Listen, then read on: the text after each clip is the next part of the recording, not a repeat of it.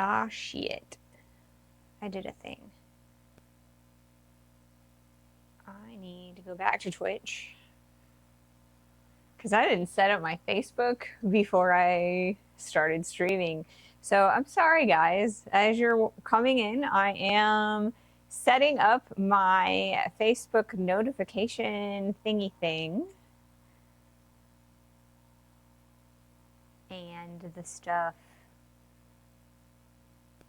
So that I can be all like, hey, I'm alive on the Facebooks. As a post, because, you know, I gotta do that, right? We are.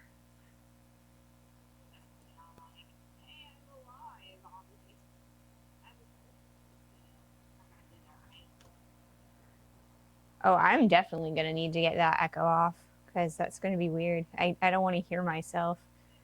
I have my Twitch channel up and I can hear myself on a delay.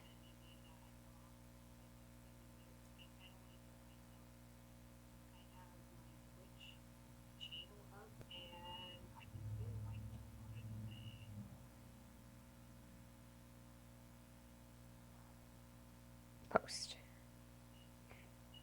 All right, so let's get rid of that. Now I don't have to hear myself anymore. Yay! I hear myself enough when I'm editing. All right. Welcome in, everyone. Welcome in. We are streaming blacksmithing. Or I guess, okay, here we go. I'm Ray, and we are streaming blacksmithing. Hello. Welcome in, welcome in. Today we are going to be continuing working on our scrolling tongs. This is a lovely set of scrolling tongs. It is very similar to a needle nose plier in that the jaws themselves are rounded and pointed so that you can start scrolls, which are curls. Curls are called scrolls in blacksmithing. So a friend of mine made these for me, and they're absolutely lovely, but I would like to have my own set that I made myself. So I attempted when he showed me how to make these, but when I did it at the beginning, it was really ugly. So we are on a redemption path, trying to make beautiful tongs. Welcome in, Mahalo. Happy Friday. So this is what we've got so far, and it was totally my intention to kind of cut these off so that they were the same size. And I might actually do that before we get started because they're really similar in size and shape, except for these like reins here. And I think they're a little bit long, and I don't want them to be unruly, so I think I might actually cut them off about here. So I think we might actually do that where we're waiting for people to join us. Other than that, I think they're actually relatively, you know, similar. So yeah, like I said, I'm going to cut these off real fast, and then we'll start up the forge. Greetings, Ping.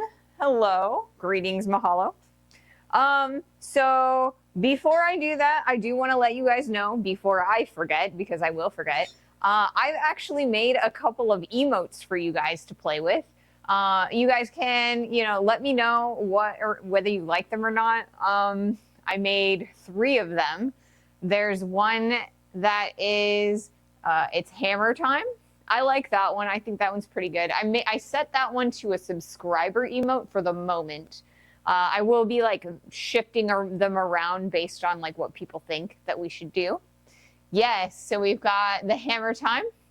We have clanging, which is a follower emote.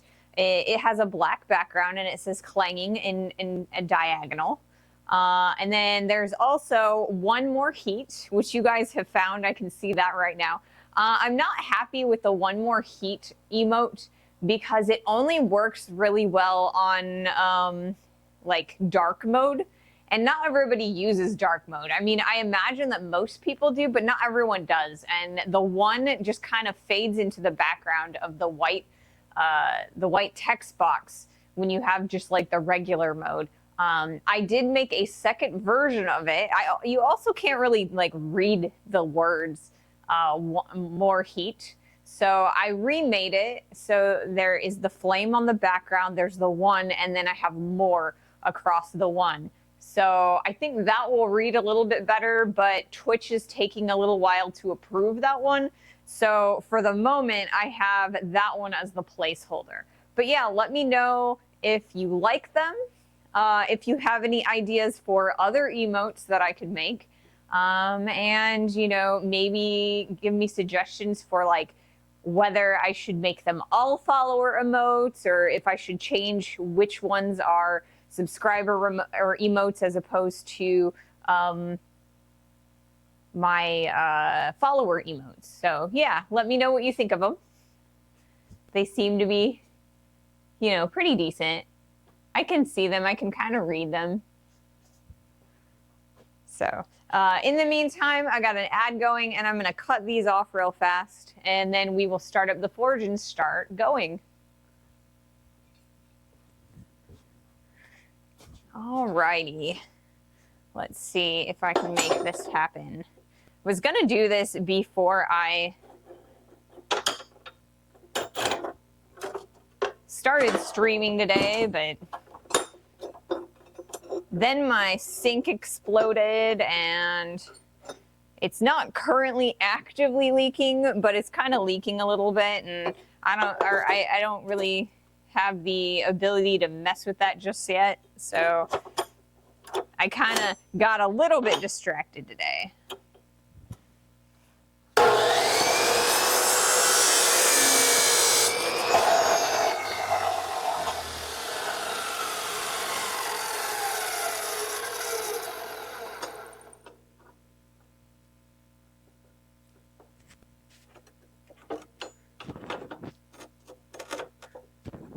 Alrighty. And the other one.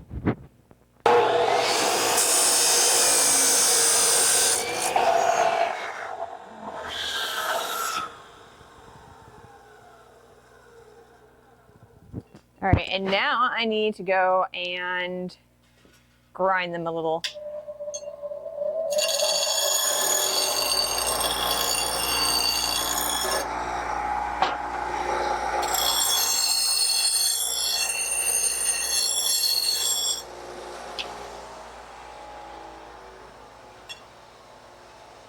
All right, there we are.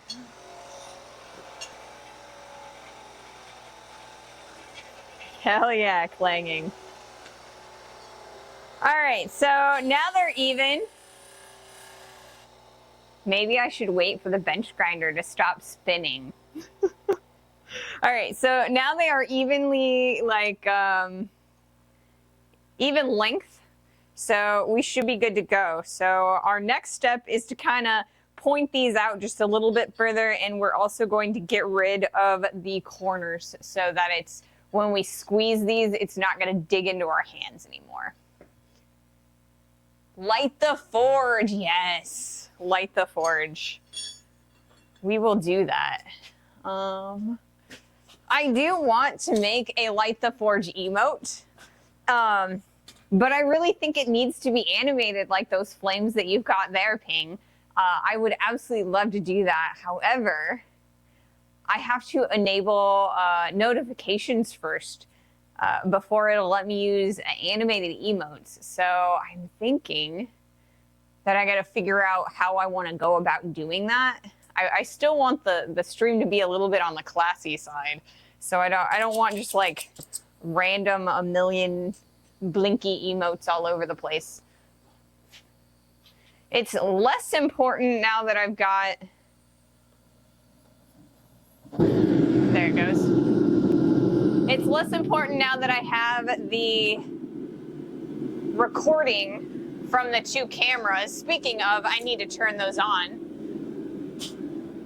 What'd I drop? Nothing important. Okay, cool. So I have a clean recording that I can use for YouTube. However, I still want it to be, you know, nice looking. Okay, what is happening? There we go. Okay, cool. So yeah, I still kind of want it to look professional, and I don't want like flashy, blinky stuff all over the entire time. So we'll see how that works.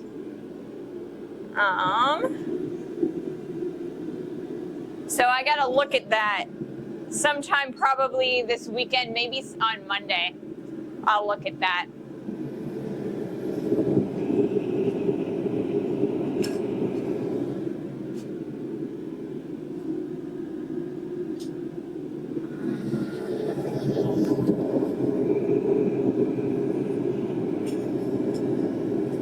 Alrighty. Put some hearing protection on so I can hear myself think. There we go. Excellent. All right, cool. Of course I have to fight with my safety glasses. But yeah, so like I said, I would like to make a light the fire emote so you guys can, help me remember and, get all excited when we light the forge. But I think it needs to be animated, so I will look into doing that. And as I said before, this weekend I'm going to look at setting up a Discord so that you guys can give me all your opinions and look at the emotes a little bit closer, a little bit bigger.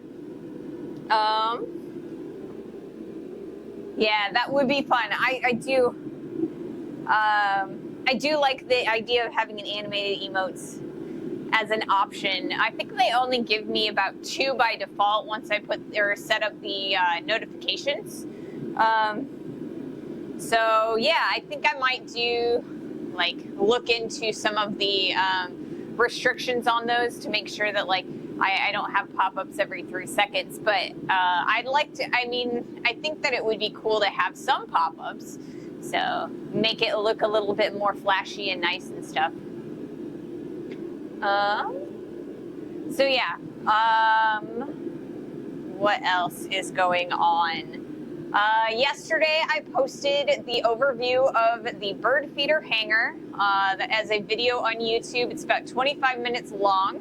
But I think that's a pretty good condensing, because I started with 9 hours of footage, and I had to go through all of it and stuff, and that took some time.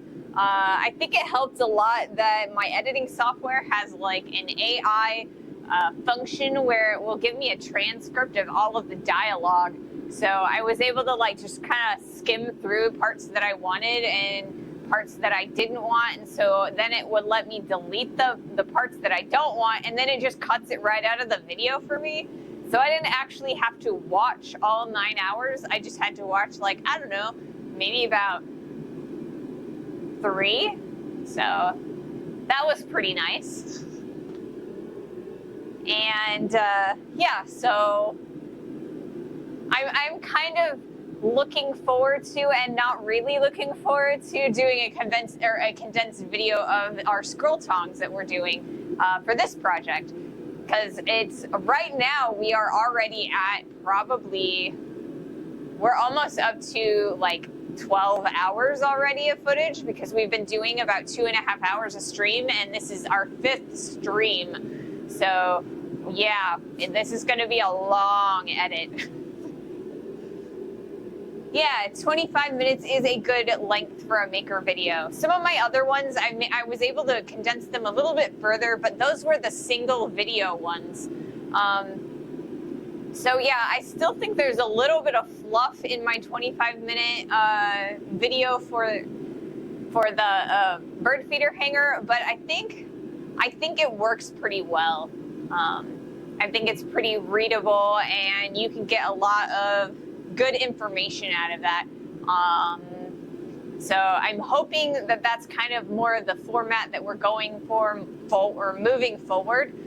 This sounds a little bit iffy, because in the middle of that project is when we changed our camera and our whole setup. So the next video should be a lot higher quality. Evening, Dragon Tier Leather. How are things? had too much else to watch. Barely seen my tongs yet. Yeah, welcome in. We are still working on the tongs. We have like the general shape all done.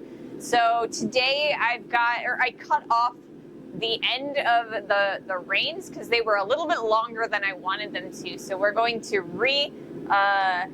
redial in the point, the tip of those tongs, and we also need to take down the corners. And then from there, we will start punching in the holes for the, it would help if I knew what I was talking about, and I do. It's not coming out in words. So the next thing that we're going to do after we round out the corners is punch in the rivet holes and make a rivet.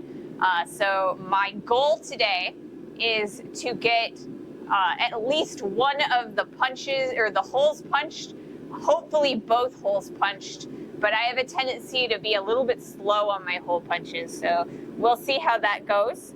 And then from there, that way on Monday we can start making that rivet and rivet them together. So hopefully we'll get them done on Monday. That was the original plan, but I'm also kind of like, I'm okay with extending it to the project to Wednesday. So we might do that. Let's see. Looks like we are about up to heat.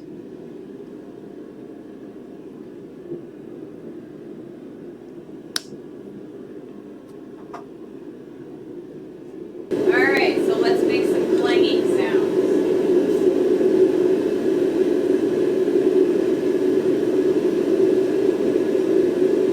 If I can pull these out, that is.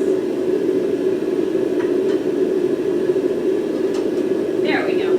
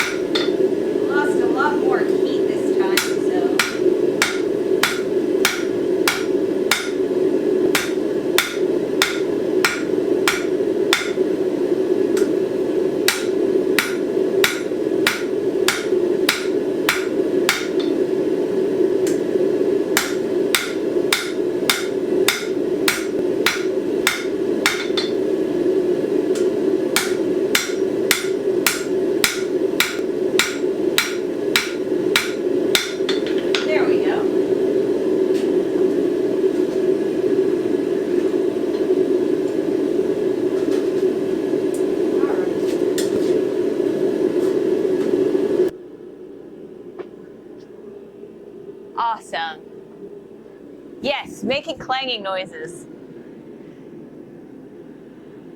So, we have rounded out the reins a little bit. I think I'm going to take one more heat to keep working on that. And the best part about rounding out the corners like this is that we are actually able to straighten out the whole piece while we're in the process of doing this, so we can make sure that our reins are really nice and straight and flat, and they're not like jankety, you know, waving all over the place. That's really, really good. I don't know why, but my elbow brace is really tight. I think I'm gonna have to take that off. There we go. Blood flow is important. I try to put on the brace so that I could just like support my elbow a little bit. But today, I don't know. I must be swelling a little. Tongs done. Tongs are not quite done yet. I am in the process of rounding out the reins, and then once we're finished with that, we will turn them around and start punching out the hole for the rivet. So we are getting there. We're getting real close. Welcome in, Aragorn. Welcome in.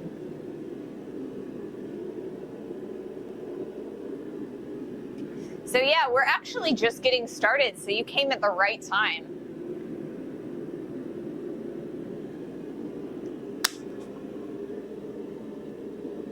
All right. A little bit more heat in there, and we'll be ready to start hammering again. Let's see. So yeah, like I said, I am taking suggestions for more emotes for you guys to play with while you're watching. Spice up our conversations a little bit. I also was thinking about doing a propane emote, like a little tank of propane, and it just says propane on it. I wasn't happy with what I was able to come up with, so I have not uploaded that one yet. I want to try that one again. It was a little bit weird because I was trying to make it a white propane tank and it just wasn't looking correct. So I will see about doing maybe an off-white or something like that. That might work. That way you can be all, you know, change your propane or, you know, stuff like that. Like I said, lighting the forge is going to be another one. I'd like to make that one animated. What else? I think I have room for maybe 3 or 4 more emotes. I've only got 2 follower emotes and 2 subscriber emotes, so I think I get 5 of each of those. And I think I get 2 animated ones when I put the notifications up. So I am looking for things that we can do for that. But yeah, and then I'll post those also on the Discord when I have that all nice and set up, so you guys can use them over there too. Yeah, all the main tools you use can be emotes, even if it's just like filler, and you can replace them later. Yeah, exactly. So the hammer time one, I actually I went into, well, all of them. I went into the program GIMP. It is a free like painting and photo editing.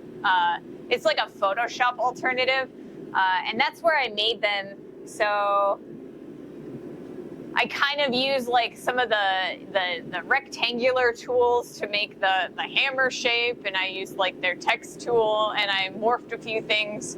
So I've kind of got to figure out what all tools it has available. I'm used to Photoshop, but the icons on GIMP are a little bit different, and I don't have the ability to subscribe to Adobe right now.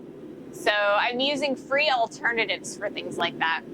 I've been using DaVinci Resolve as my editing software.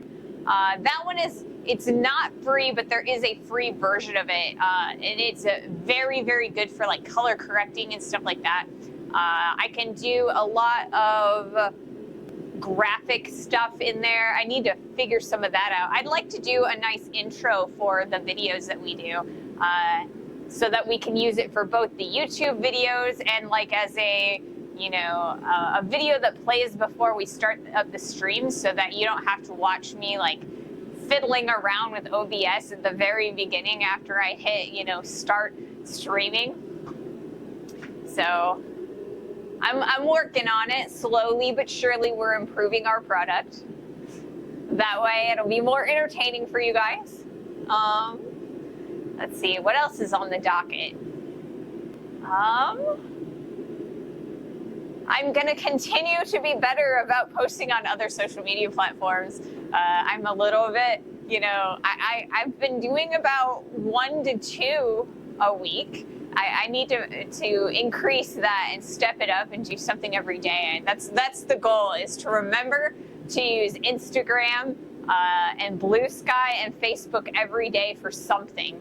I think the other day I posted a picture of my cat. He's adorable. I can post more pictures of my cat. You guys probably like cats. And dogs. I have a dog too, so if you like dogs better, I'll try and post some dog pictures.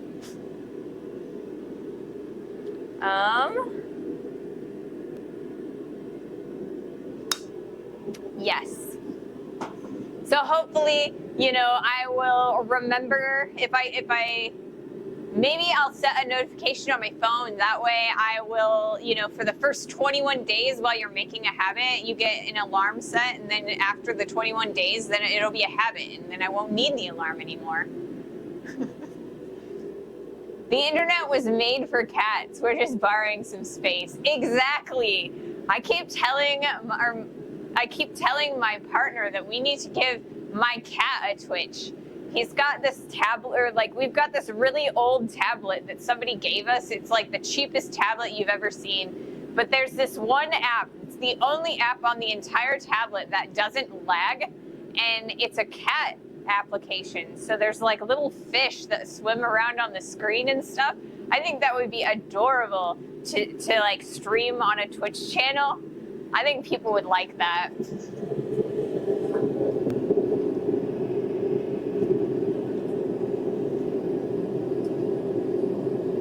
All right, let's see if I can pull this out. All right.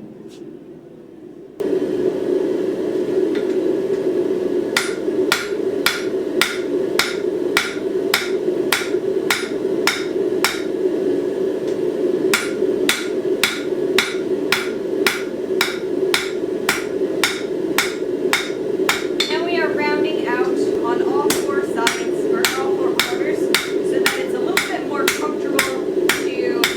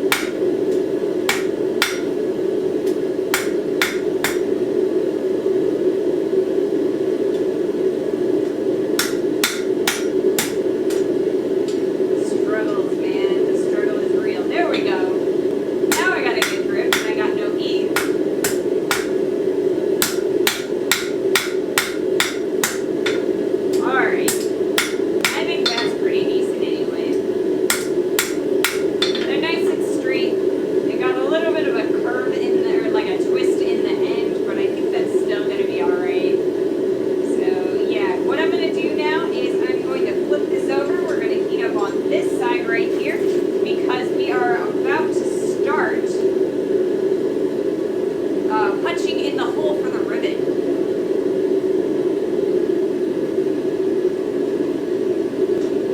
All right.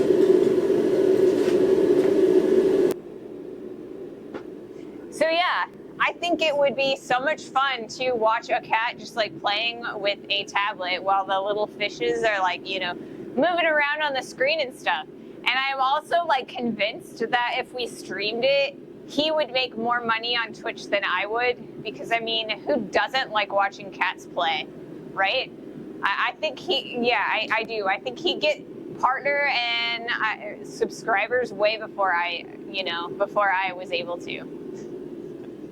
So, you know, maybe instead of, you know, streaming blacksmithing, maybe he'll just stream cat playing and dog playing too, because we can't discriminate. And Jade needs to, you know, pull her weight to provide, you know, rent for living here, right?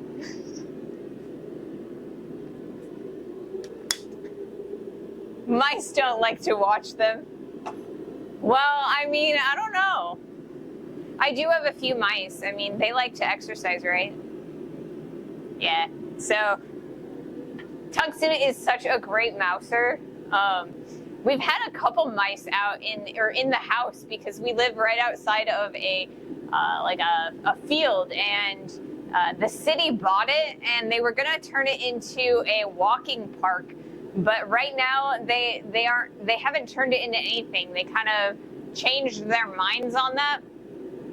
So it's just like a big field of ragweed, and so like all the little field mice and stuff, they live it out there in that field, and then when it gets cold, they want to like find all the houses and stuff. So they come in at our house, and Tungsten has been amazing at getting rid of them and helping me catch them. This needs to be tested. It would be a lot of fun to, you know, set up my stream again and watch the cat play and the dog play. We could play, or we could stream while playing fetch with Jade, with like tennis balls and sticks and stuff like that. She has a tendency to like do like, she'll pick up the ball after it's been thrown, and then she'll kind of just like run around and wait for us to like go and get the ball. Instead of bringing it back. She's not very good at returning.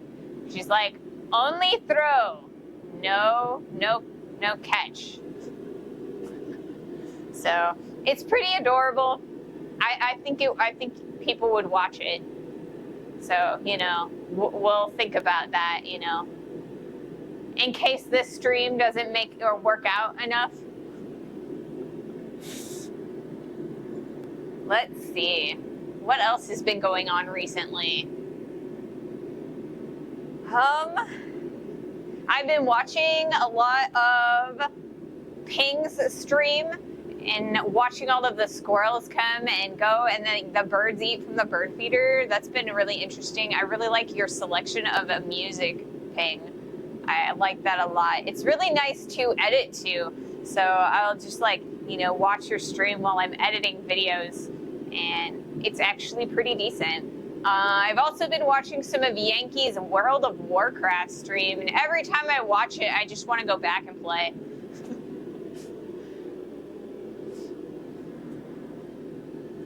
It's been, you know, it's been probably 2 or 3 years since I played World of Warcraft. I played for like 5 years between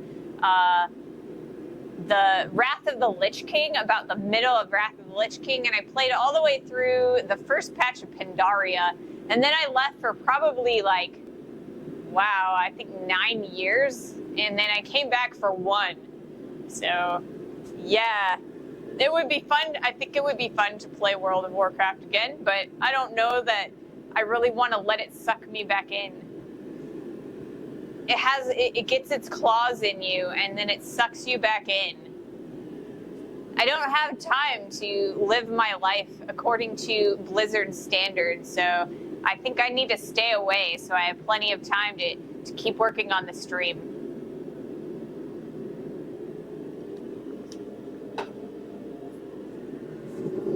Oh, my sister, while we are about to, you know, we're about to have ads, so I'll tell you what my sister's been up to.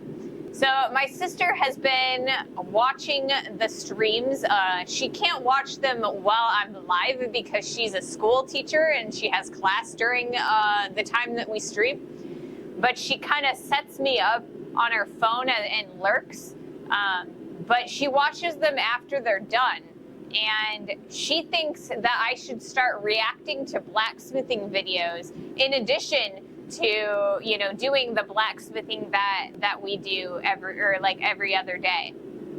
So maybe we could react to, you know, do some reaction videos here and there when I'm feeling a little bit tired, or as a separate day from our normally scheduled ones. So she sent me an entire list of movies with blacksmiths in them.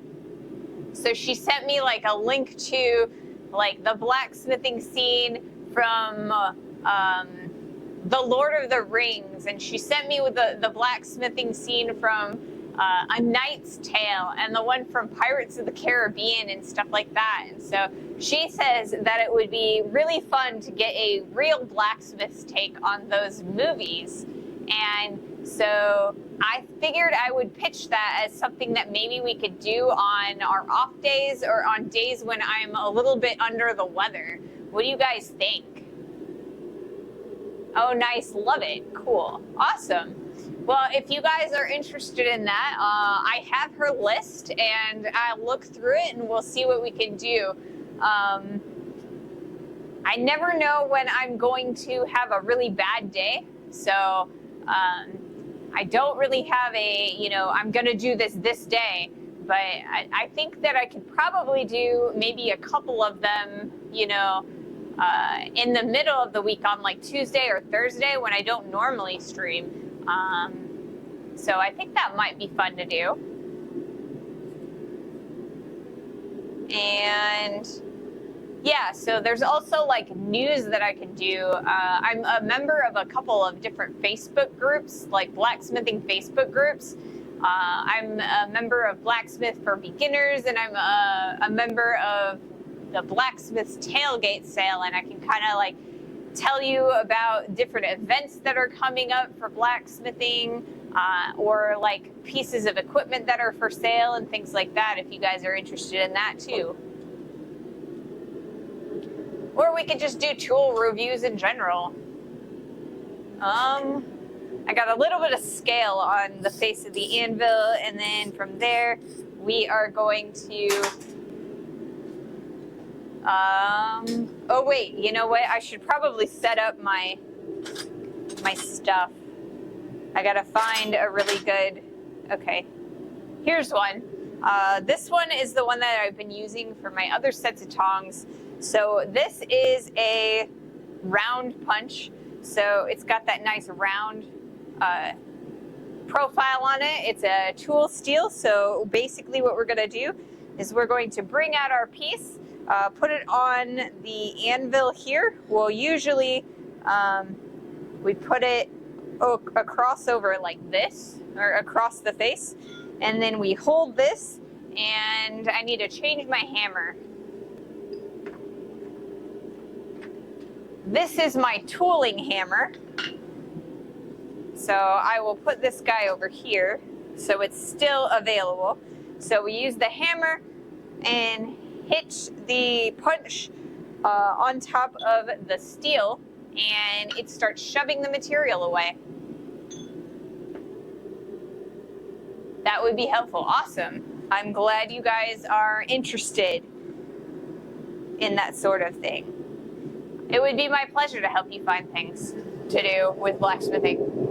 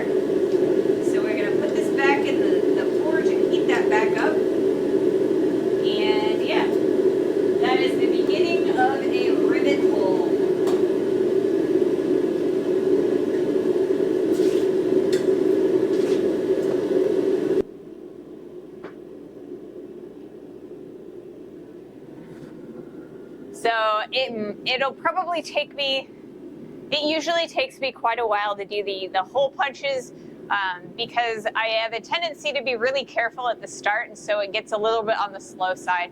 It'll probably take me like 3 or 4 heats to really start going in there or going at it.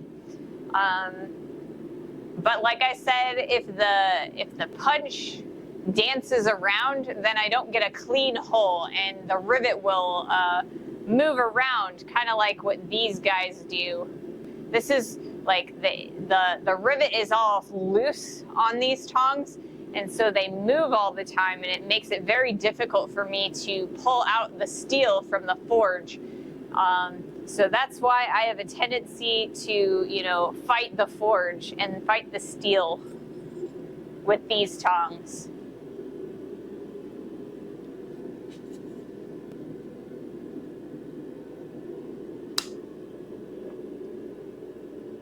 Poor frog. What frog?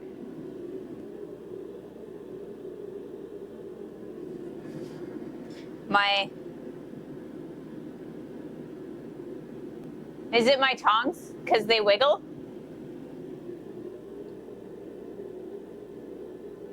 Yeah, I said rivet. I'm sorry. Yeah, it's a rivet. R-I-V-I-T, rivet. So it's kind of like the little here. You hammer the piece of round steel in the hole, and that's what holds it together. But this one's really loose, and I struggle to grab things out of the forge with it. But yes, if I was hammering a frog, that would be kind of bad too. Although I think I'd only really get like 1 hammer on a frog, because I think it would go squish after that. That would be a poor, unfortunate toad. Yeah, I would never do that. That would be sad. I would be so sad.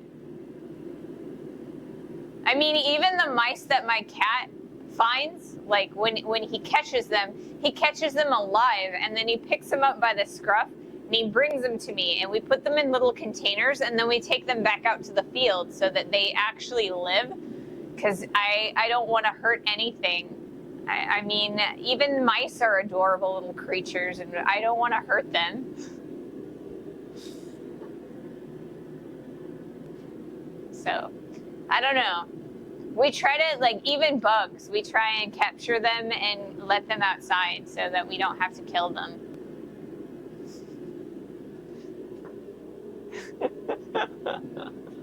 But yeah, that's an interesting project design though. Like, we could totally do a frog project.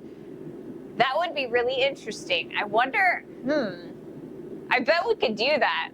If we did like a larger piece of stock, we could make little frogs. We could it could be like a piece of square stock, like a thicker square stock, and we could cut it off maybe, I'd say maybe a 3 inches of length. So, I wonder if I could get 1/2 inch stock. If we did 1/2 inch stock, then we could do about a 3 inch piece. We could cut in, or like one side, we could cut in about 1.5 inches, so that we could like pull those apart and make little legs, and then, you know, we'd be able to like make a frog, you know, like a little like paperweight or something. That would be an interesting project. It'd be quite the challenge. I leave the critters alone as long as they stay out of the house. Yeah, I try to as well. Like I said, I do have a cat. He does like to catch mice. He's also caught like some little skinks. They're like little lizards, and they have a blue tail, and they wander around the area. Some of them get like really big, like yay big. But he found one like that was this big the other day, and he like ate it, and it was dead by the time I found it. He had taken a bite out of it. I was like, wow, tungsten, wow. Yeah, we got rid of that one. But yeah, making a frog would be a really interesting project. It would be kind of similar. We could use a similar technique to our fork that we do, or that we're gonna do, where we split the material, pull the, you know, two halves out, and then we'll make the little legs out of it. We'll draw those out and make little legs. That would be adorable. I want to add that to my list of things to do. So next project is going to be silverware. Then the project after that is going to be universal tongs to replace these guys. Then we're going to do our paper clip as, you know, petty, you know, petty compliance to our first negative comment to our YouTube video. And then maybe we can do the frog. What do you guys think?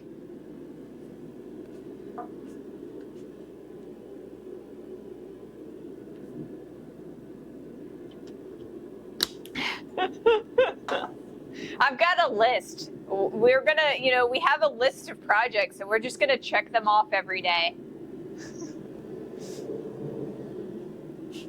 All right. Let's do another heat.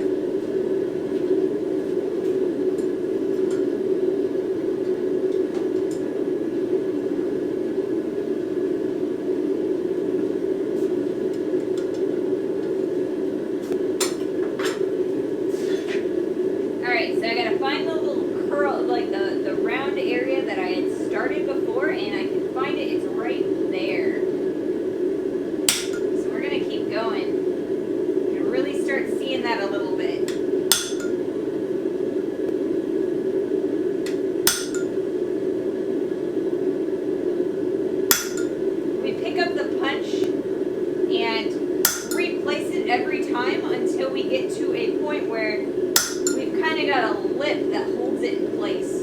That way it doesn't walk on us. And we've got a nice clean rivet. You can start seeing it. It's starting to get in there. And we've got a nice lip so that if I, you know, move the punch a little bit, it's taking the whole thing with it. That's what we like to see. That's going to give us a nice clean rivet hole. That way we don't have to worry about it. Alright. And it looks like I'm going to need to start cooling my punch off. This is tool steel, and as we are, you know, using it with the piece of hot steel, that heat gets wicked up inside of the punch. So in order to keep that temper on the punch, we need to cool it off after every so many heats. So I need to grab a little bit of oil so that we can cool that tool steel down.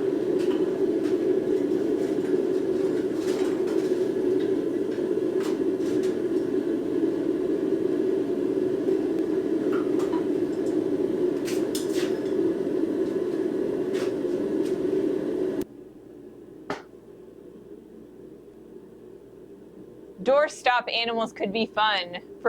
Forge frogs could be a channel mascot. Yes, forge frogs. That would be adorable. Let's see. Do I have any pieces or like any empty containers in my corner of containers? It does not look like well, I have this one. I can use this one. I will put these in there. That works. So the guy that owned this place before me, he was a carpenter, and he had like a whole bunch of like just random containers of fasteners, like screws and stuff. So I think I'm gonna take this piece of, or like glassware. It's like a glass, I don't know, bottle of some type, and I'm gonna put a little bit of oil in it. So this is just air compressor oil that I keep hanging around so that I can oil my air compressor. But it works pretty well.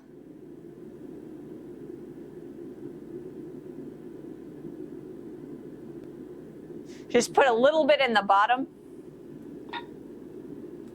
Works pretty well for the punch to cool that down.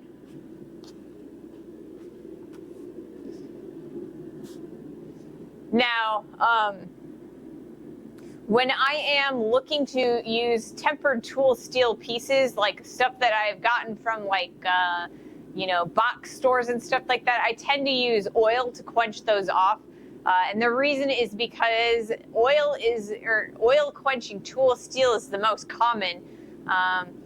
Then after that is water quench, and then air quench. So air quench is a pain in the butt to deal with because you kind of just have to put it on, you know, a surface and wait for it to cool down. So we're going to use oil in this case. So we'll keep that nice and cool. You use olive oil? Yeah, I have used just regular cooking oil too, like canola oil works really well, or oil that you would use in your, you know, home fryers. I know that was kind of like a trend to do like several years, well, maybe like 10, 15, 20 years ago. My mom has like a personal fryer for like French fries and stuff like that. Maybe that's just an American thing. Anyway, yeah, so I've used canola oil. I've used like just regular corn oil. Any sort of oil works. I just happen to have air compressor oil in the shop already. So that's why I'm using it for this.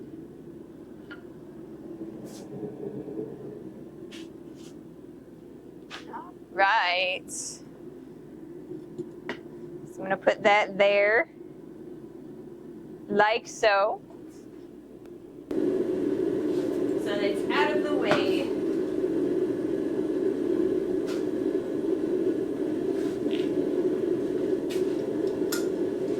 And we're going to keep working on this punch.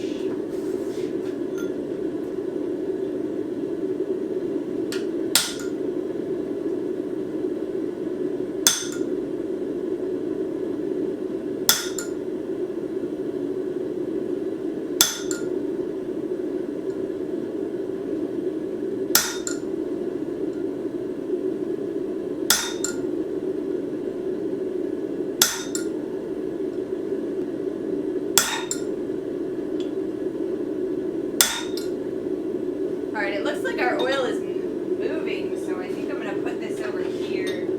That way it doesn't move as we are hitting that. And then I think I'm going to reheat it. I know I haven't made much progress, but you can definitely see that I've made some project progress there. We will do a little bit more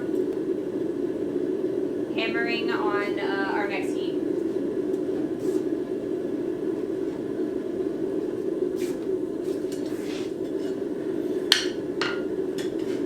Reorganize a little bit more there. Fry daddy oil, yeah. The jar wants to escape. It does want to escape, but I think that's partially because, like, my anvil is jumping a bit as I'm using the hammer. It always tends to jump in and move around a little bit when I'm using the hammer on it. So yeah, I think it's safer to have the oil over here closer towards, you know, my my vise and where I have my water, so that way it's not gonna fall off.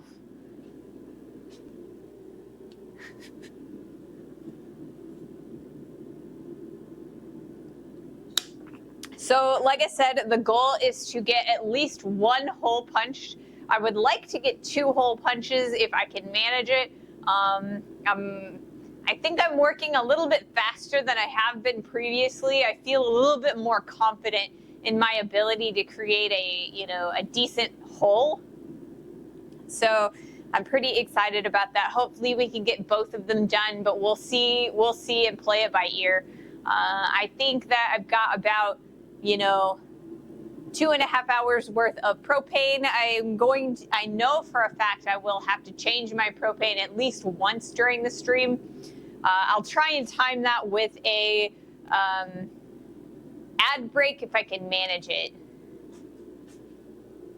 You know what? I screwed up my camera. That's awesome. Hopefully you could see that last one.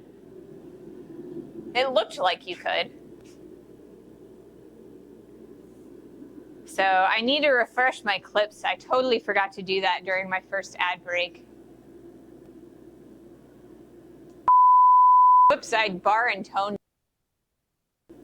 I've bleeped my and apparently I was cursing without knowing it.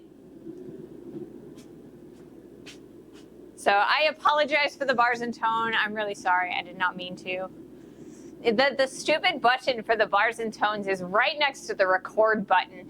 And so it's really easy because I've got a cage around the wide shot camera and I can't really see over top of the button, or like I can't see the buttons over top of it because there's like a cage and I have to kind of stick my finger under the cage to press the button. So sometimes I accidentally press bars and tone. I'm sorry.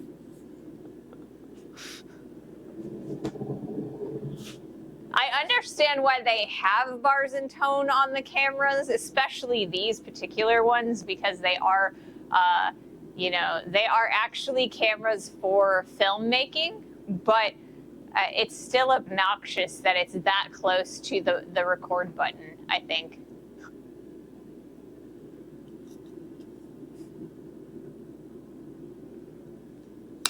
Alrighty.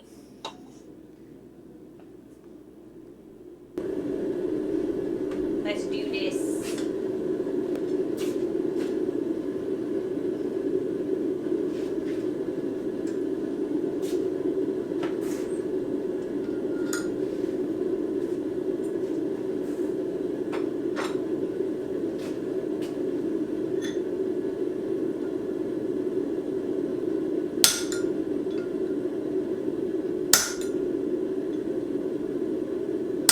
Now the worst part of this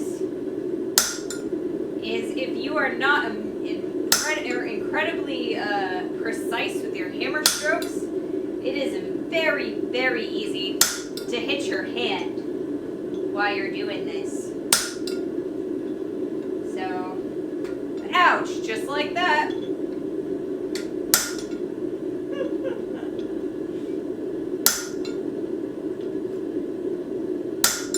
Alright, that's strike one, guys, alright? That's kind of strike one.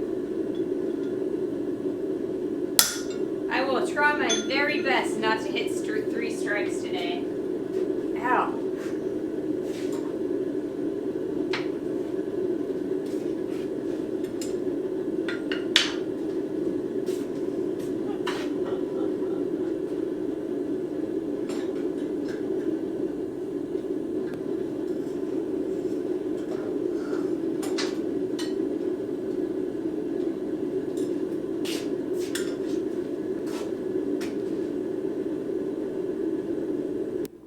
There we go. Yeah. Ooh. Yeah, I hit my hand instead of the end of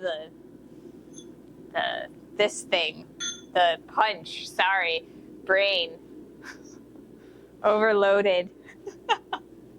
I will.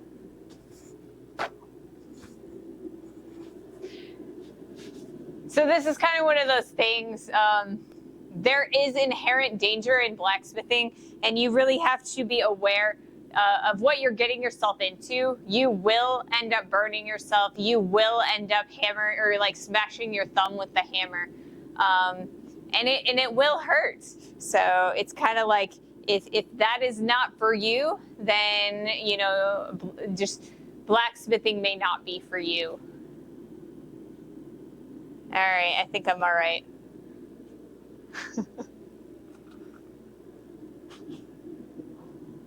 So yeah, that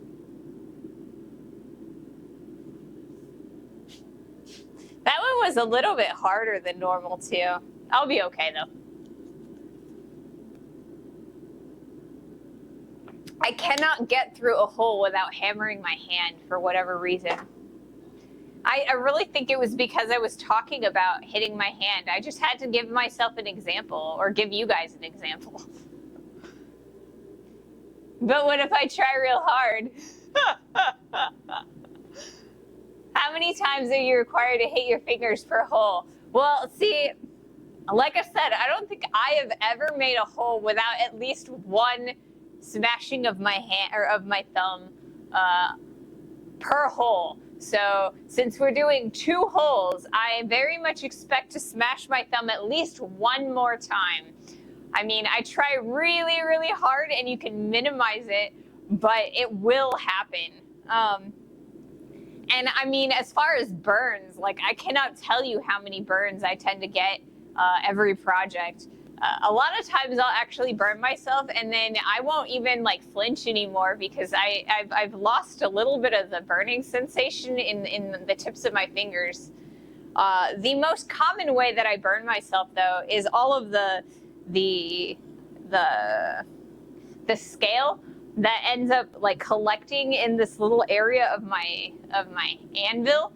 It like will, when I'm hammering, it flies up and hits me in the hand. So like right here, I just have this permanent burn where it hits me in the hand when I'm like holding my hammer like that. So I've been a little bit more careful today, specifically because the scab finally came off from the last time I burned it. And so it went a little bit, or like when it came off a little bit deeper than I wanted it to. So I'm trying to be really careful. Some call it a hammer, others call it a thumb locator. Exactly. That's another emote that we could do. You know, we could go, you know, thumb smash or something like that. And then you can like give me an emote every time I smash my thumb. What do you guys think? My hands are insanely sensitive to cold from handling very cold things. Yeah, my hands are, I don't know. I guess I don't feel burning anymore on like the tips of my fingers. And then like this area right here, I just don't feel burning sensations anymore. I feel stabby sensations, like if you know, stab yourself, I feel that instead of that burning sensation that most people feel. Like I do feel the burning sensation on other areas of my body, like when I burn myself with like, you know, on the stove, like, you know, up in my, you know, forearms and stuff. I feel that just fine. It's just the tips of my fingers. So yeah, that is definitely something to consider before getting into blacksmithing. You will hammer your thumb and you will burn yourself. So it's just, you know, if you try it, don't blame me. I did warn you.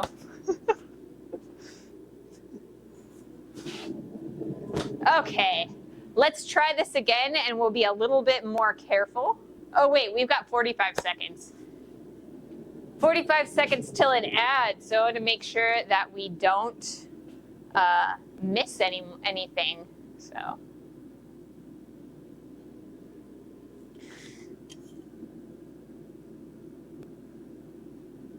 I try my best not to injure myself on stream, though.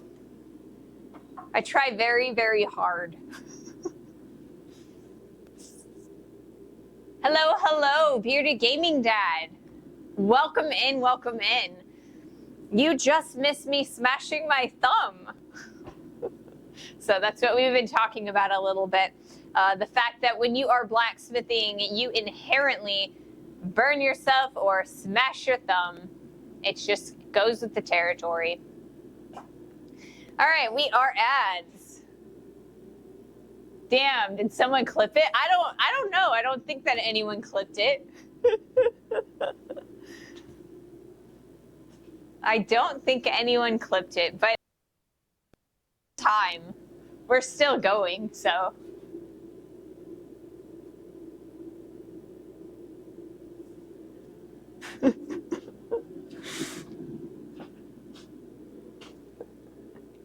Unfortunate, yeah. Tip, do not place hand between hammer and anvil, right? So today we are punching a rivet hole. So I've got this lovely, very, very long, very skinny hole punch. And we were, you know, trying to hit the head of the tool and we missed completely and we hit our thumb, so. I cannot do a hole, like I cannot punch a hole without hammering my thumb at least one time. I can't do it. I try.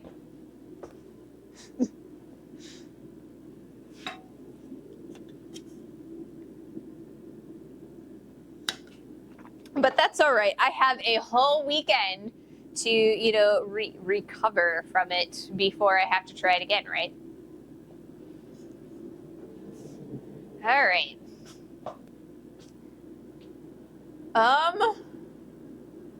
It's looking like the forge is starting to slow down a little bit. I think we've got a few more minutes, but I don't think we have a whole half an hour. So we will do our best. And you have a second hand, yes. Although I think that if I tried to use my left hand with the hammer, I would completely miss both the tool and my hand because I'm useless with my left hand. I don't know. I'm just useless. Put that there for the moment. Good excuse to make a gauntlet someday, right?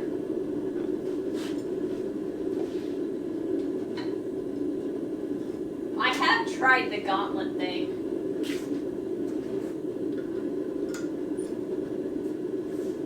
We'll put those there for the moment.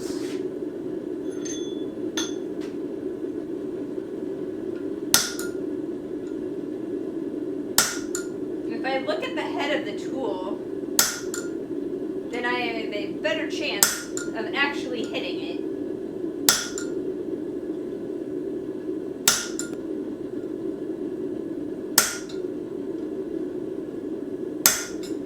Alright, and what we're going to do now is cool off our tool.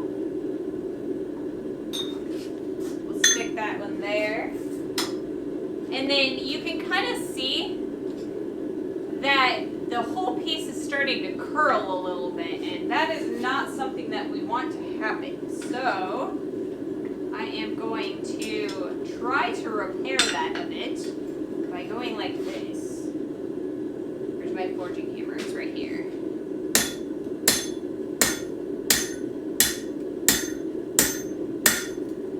Alright, so we're kind of trying to, we're able to straighten that out a little bit. And that will stretch out the hole just a little bit, and we definitely don't want to do that if we can manage it. But it's going to get worse if we allow the flat to bend. So we want to correct that as quickly as possible so that we get less stretching. Because any stretching that we get in that hole is going to make the rivet hole really loose. And that is what we are trying to prevent. And the reason that it kind of cups like that is because instead of actually getting rid of all of that material in that hole, we're actually pushing the material outwards. So all of that material is going this direction and that direction and all around, and it's being pushed out of the way as opposed to completely disappearing like if you are using a drill bit. So more heat, more heat.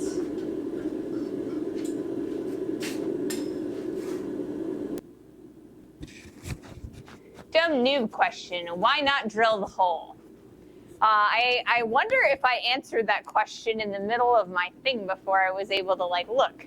So you actually retain more material if you use the punch than if you drill the hole, right?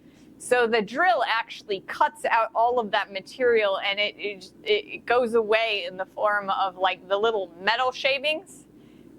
And when I am using a punch, it starts, like the punch will actually shove all the material out of the way. And so that boss will get thicker and it will be easier, or like you'll be able to use it, the tool longer, because there's more material to get through, if that makes sense. So it's kind of like a preference. But I like to remove the material, or I mean, I like to, stretch the material as opposed to completely remove the material. Makes absolute sense. Yeah, because like every time you open and close a set of tongs or any sort of like riveted, two pieces of riveted metal, you're actually causing friction, and you're kind of like thinning out the material, right? So that rivet is actually thinning out, and so is the boss around that rivet, right? Because it's just like a slow scraping. And it's kind of similar to when you have a file, but this is you get more friction with the teeth on that file. So it's the same concept, but yeah, so the more material in the cheeks of the boss that you have, the longer your tool is going to function. So. All right, and I think I'm going to have to change my tank real fast because we are frozen. All right, close that, and we'll do this as quickly as I can manage. All right, we'll put that there, and that can go there. Don't fall off.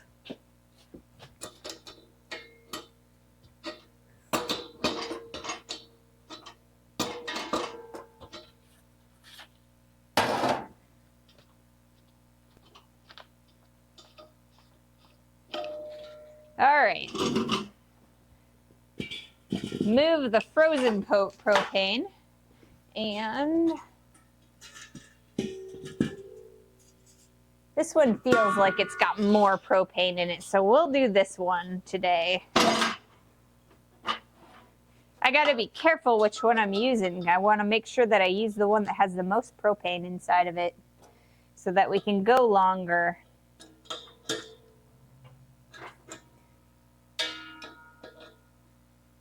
Once again, we got that brass on brass that is locking itself together. Makes it all nice and gas tight.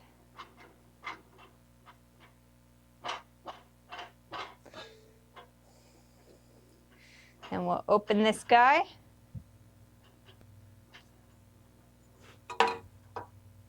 Sniff it, make sure we don't got a leak. And we should be good on that. Alrighty.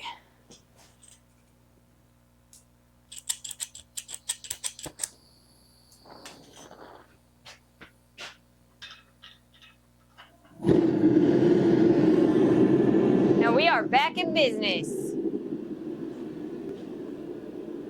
Wouldn't a small space heater prevent the freezing? It's like a pit row propane changing. Yeah, it really is. So it is not the air around the propane tank that is cold.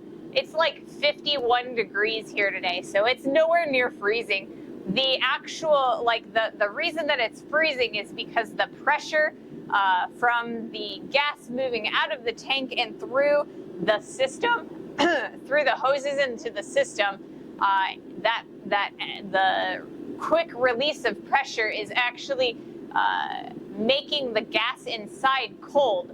So it's not the air temperature around it that's freezing it, it's the temperature of the gas inside that's freezing it from the inside out. So it would not be nearly as bad if I had bigger tanks, but it's a lot easier to exchange the 20-pound pigs than it is the big tall ones. And I can't exchange anything bigger than this on my own. So then I would only be able to exchange them on the weekends, and my partner doesn't want to limit me to exchanging my propane on the weekends because that's the only time that he can come and help me with it. So it's like using canned air. Yeah, it gets cold as you like use the canned air on your hand when you're using it.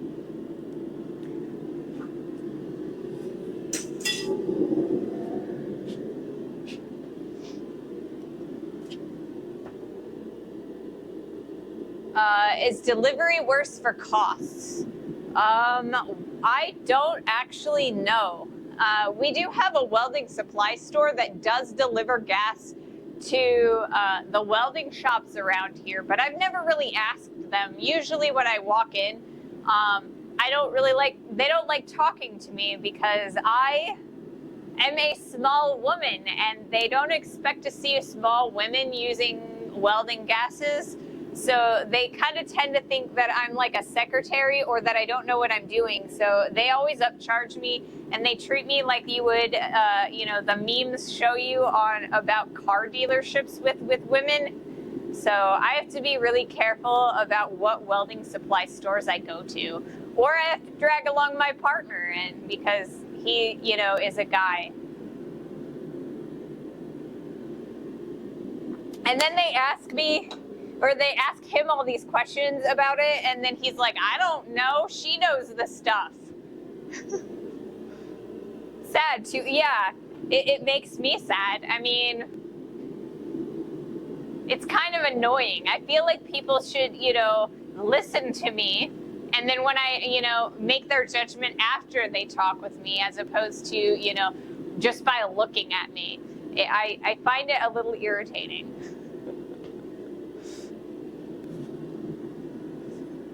But then the ones around here, I know more about the gases and the welding and what I'm looking for than they do. So,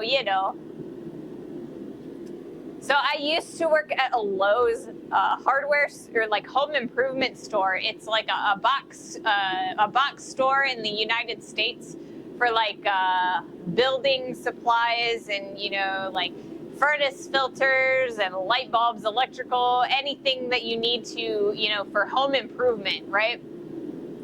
So I used to work at this Lowe's and I worked at the customer service desk. And every time they came, or like anybody came in and had a welding question, all of the people, like the other employees that worked in like the tool department and every other department, they knew that if anyone had a welding question, that all they needed to do was bring the person to me and I'd be able to answer it, right? Well, there was this one dude and he was like 72 years old and he wanted to weld an aluminum lawn chair back together. And the guy in lawn and garden came up to me and it was, told me the situation and I gave him advice and I told him how to do it. And he didn't believe me. He wanted to ask the guy that brought them to me, his opinion because he was a dude. And I'm just like, whatever, don't listen to me. Cool to show up to them too, yeah. It's just kind of annoying because it's really annoying when the people look at me and they're like, oh, she's just some little girl. She doesn't know anything about anything. I don't actually have that problem when I go to the steel supply store though, because they know me there. So when I go and get steel, they're like, oh, what are you looking for today? And because they all know that I'm a blacksmith over there. And they're always interested in like the different projects that I'm working on. So I get to talk about them. So yes, that is the goal. To get some respect, All right.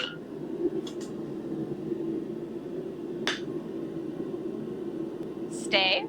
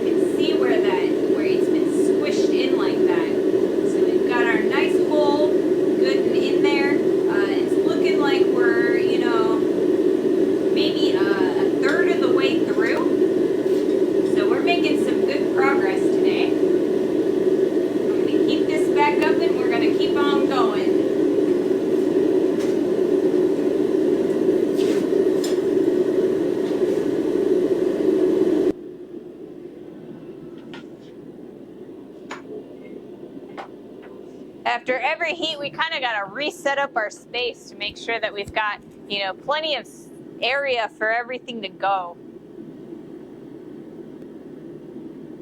Okay, we've got a scab developing. We're good now. Now that you have a good dimple from the punch, why do you need to pick up the punch each time? I really don't. But the reason that I do is because I'm trying to prevent the punch itself from heating up. So the longer the punch sits inside that hole, the more heat it's going to pick up, and the more frequently I'm going to have to quench it off in the oil. And I like to, I don't like quenching the punch very frequently, so it kind of helps me prevent a lot of the quenching. So, I mean, it's kind of a preference. I really don't have to, but I can.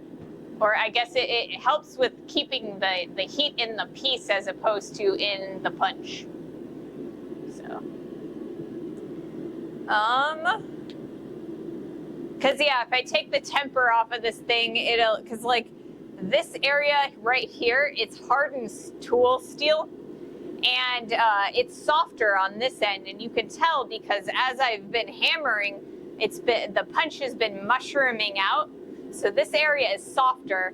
So we want to keep that from happening on this side. So if I let the temper leave the tip will also mushroom out, and it'll mushroom out on both sides.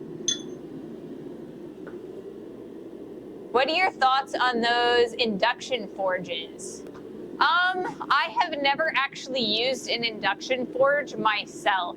I think that it would be a little bit, see, I find them a little bit scary, right? Because it's basically, like the ones that I've seen is basically just a coil of wire that current is being sent through, and you hold your piece inside of the coil, and it heats that piece up. But if you touch the sides of that coil, all of that, the electricity that is being pumped through those coils is going to go into your piece of steel and then back into you.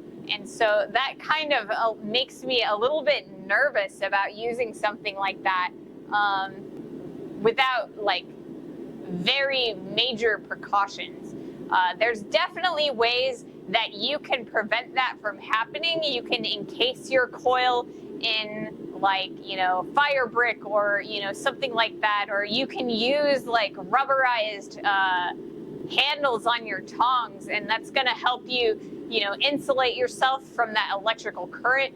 But it's just, in my brain. So yeah, it's just not something that I'm comfortable with using. And the number one thing with blacksmithing is you need to use tools that you are comfortable with.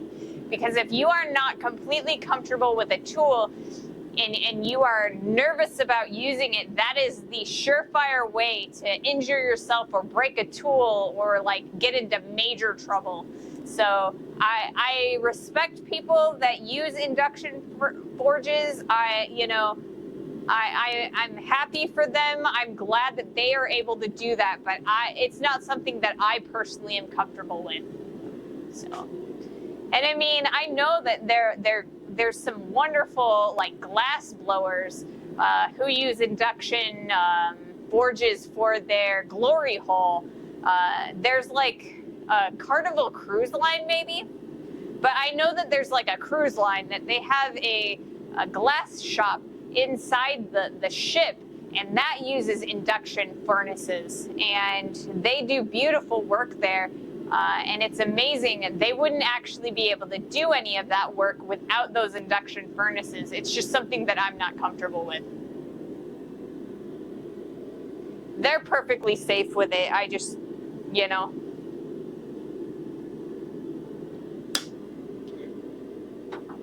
I do have a friend who I met on the internet, who claims that he uses a stick welder to heat up his pieces of metal. So what he does is he's got like you know, the little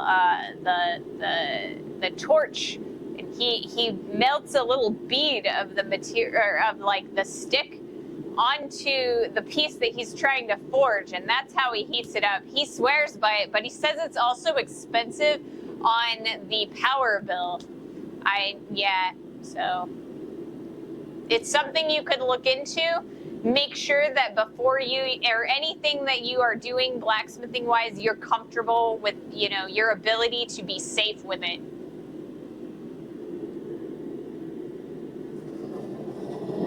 I'm gonna turn this down just a hair. It's a little bit higher than I want it to be, but we're getting such high glow. We have about 6 minutes, so we're plenty of time there.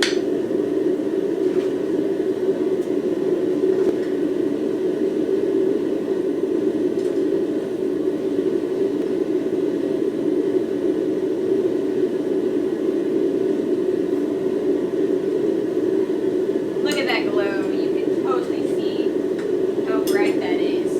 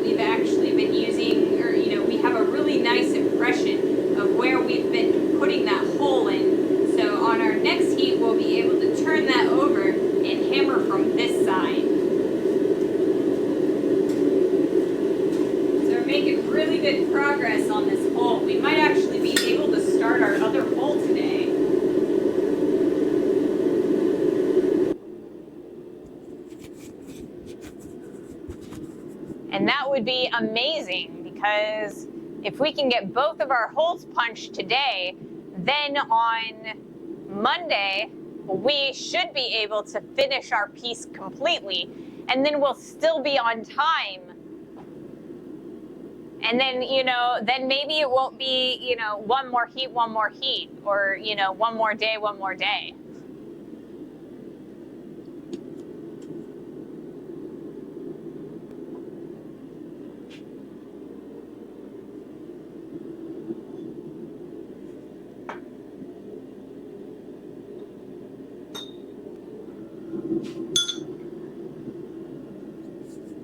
Alrighty. Anybody else have any more questions for me? I am more than willing to answer anything that you've got for me. Like the reason that we, you know, started the punch, or like put the impression of the Pritchett hole on the piece of material, is so that we can flip it around. We know exactly where that hole is going through, so that we can hammer on the opposite side and have the holes meet.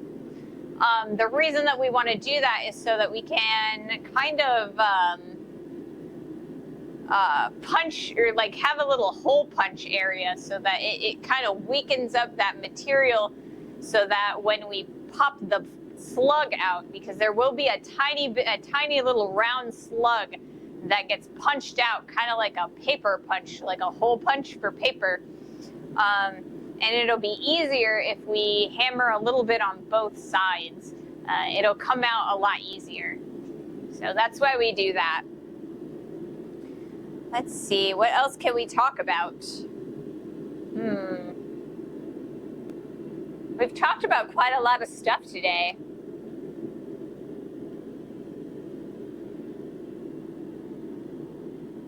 Yep, we have. So we've got new emotes that I made, and I'm coming up with ideas for more new emotes. I think we definitely need, a propane one.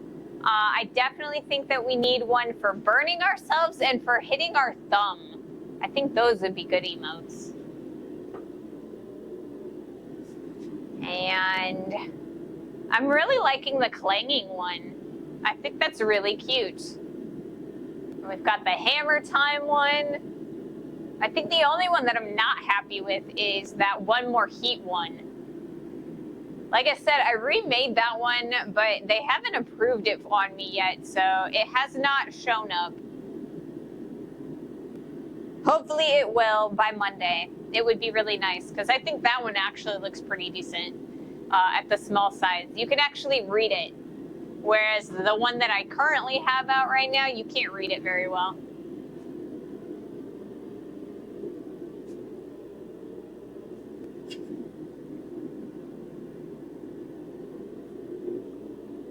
All right, so we got about a minute and a half before our next ad, so I don't think that I'm going to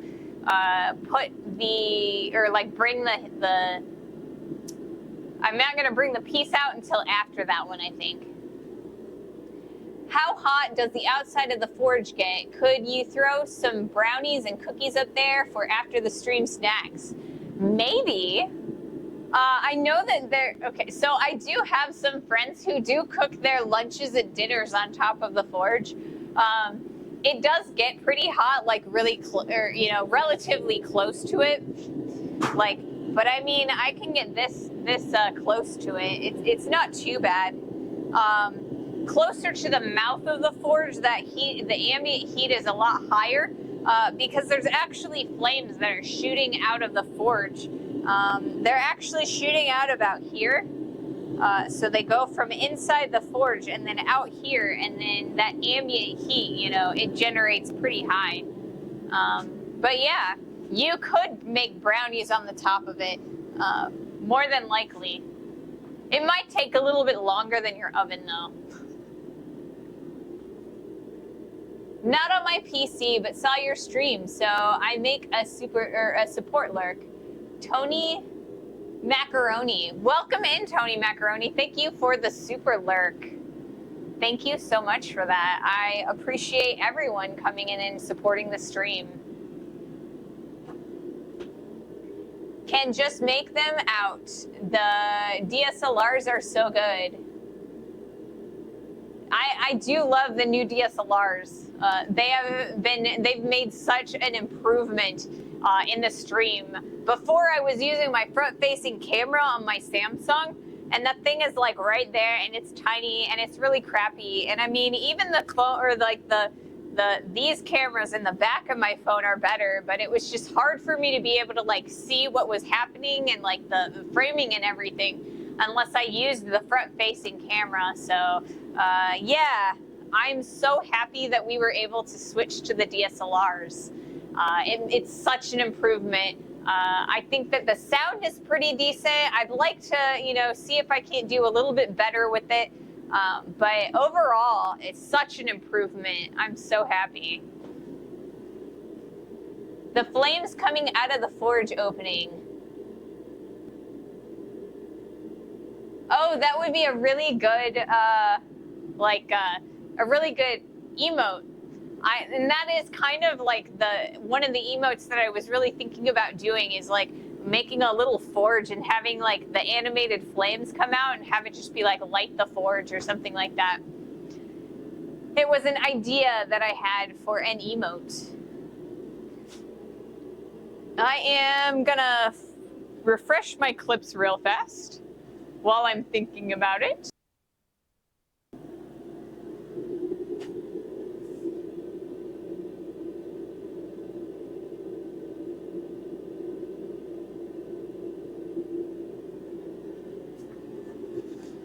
Hopefully I haven't lost too much. Nice.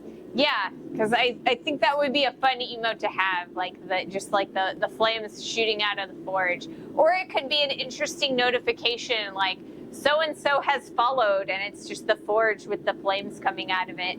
That might be fun to see. I have this burn on my finger from like last week, and it's like the scab is finally peeling off, and I've got like this little hangy tag piece of skin coming off, and I keep feeling it. Ugh.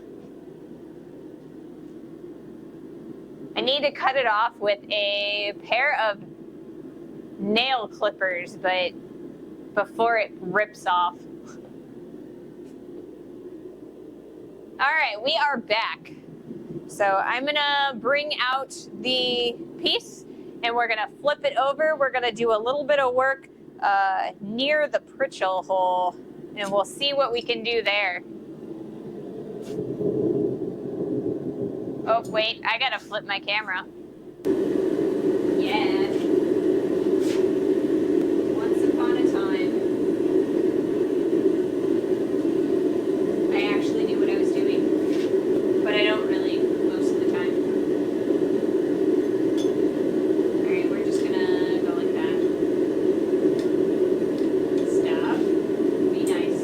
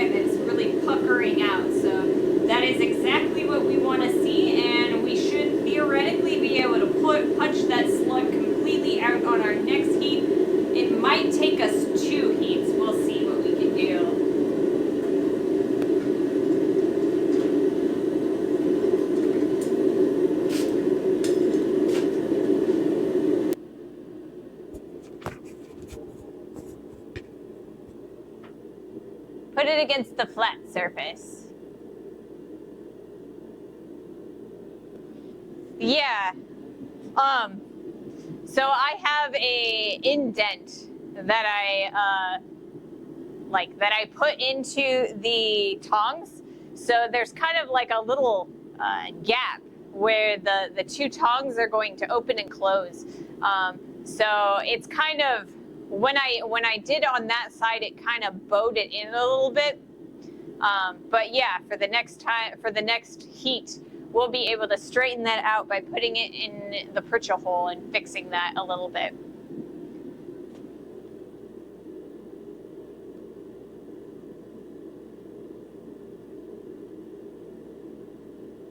Oh, use a piece of, and place it on the anvil then. Okay. I mean, yeah, I should do it.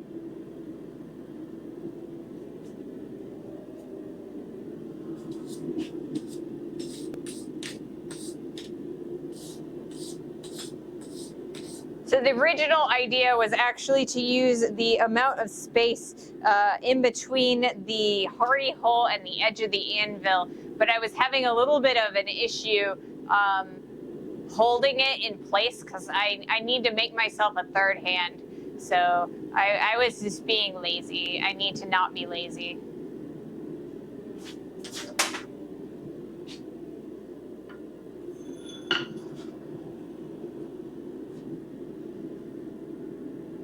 Third hand is another tool that would be really nice to make. I don't know that I really feel like making that on stream, so maybe I should just make that some weekend on my own. Because it's kind of really a stupidly basic tool, where I guess it's like so simple that it's like, but it's so useful. So simple, but so useful. Yeah, a third hand. It's basically, you take a piece of round stock and you kind of bend it over, in a curve, and then with like a little, you bend it over with a curve and a horizontal piece. So then you put it in the Pritchel hole and or like over top of the piece of steel. And then you kind of like hammer it down once, and it'll hold your piece, and so your piece doesn't move and shimmy.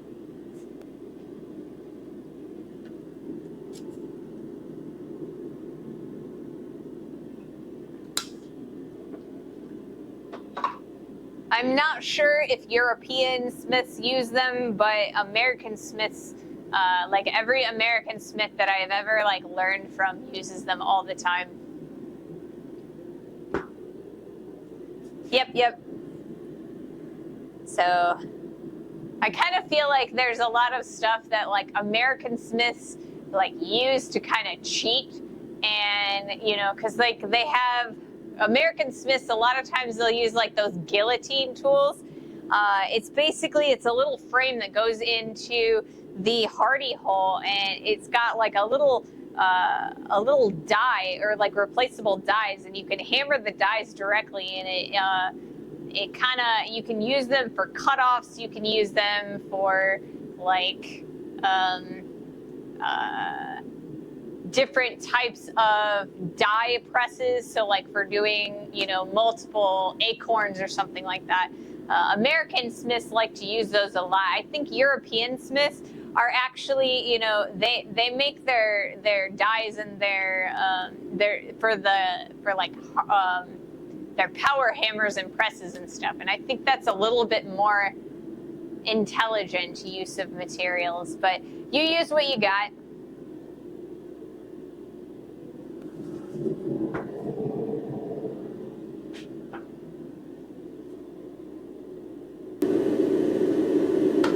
Good tools, but it's good not to depend on them. Exactly.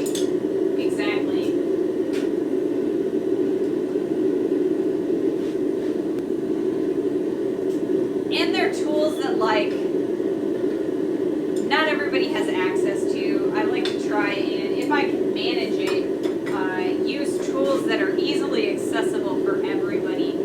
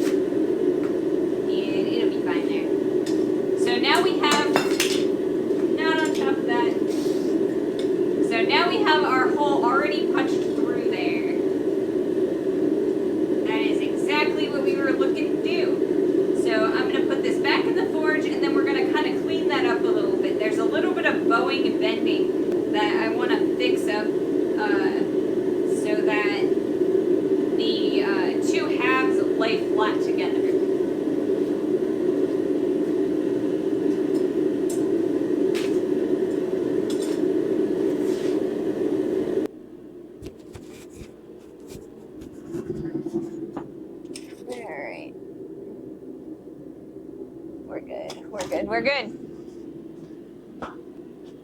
I have a hose on the floor that I need to move around so that I don't actually drop things on it again. All right, what time is it? How long have we been streaming today? It looks like we have been streaming for an hour and 47 minutes, so we've got some more time to go.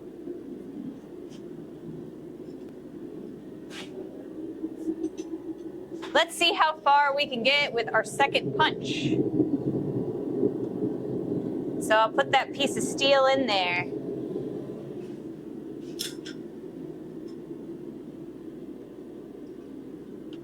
Going through my water like something fierce today.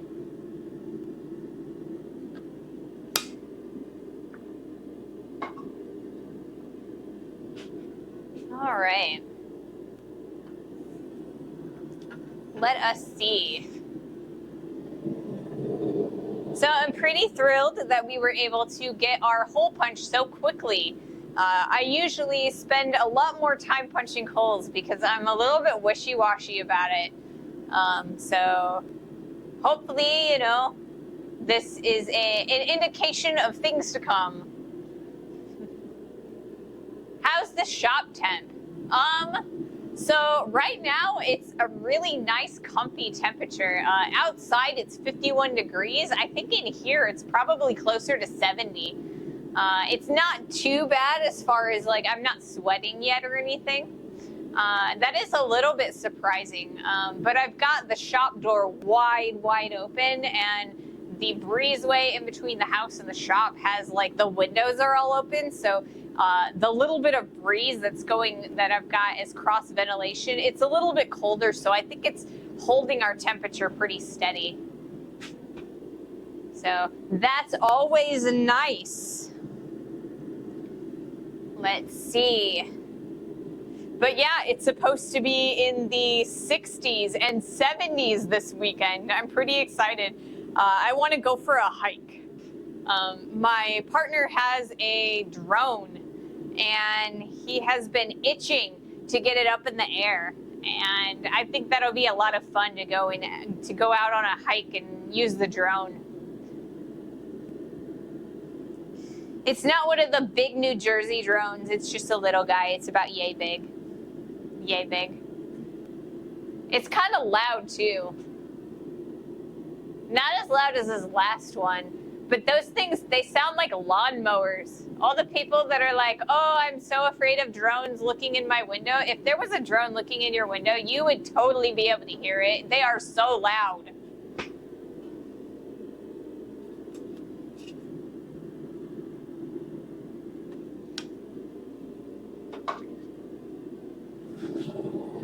All right.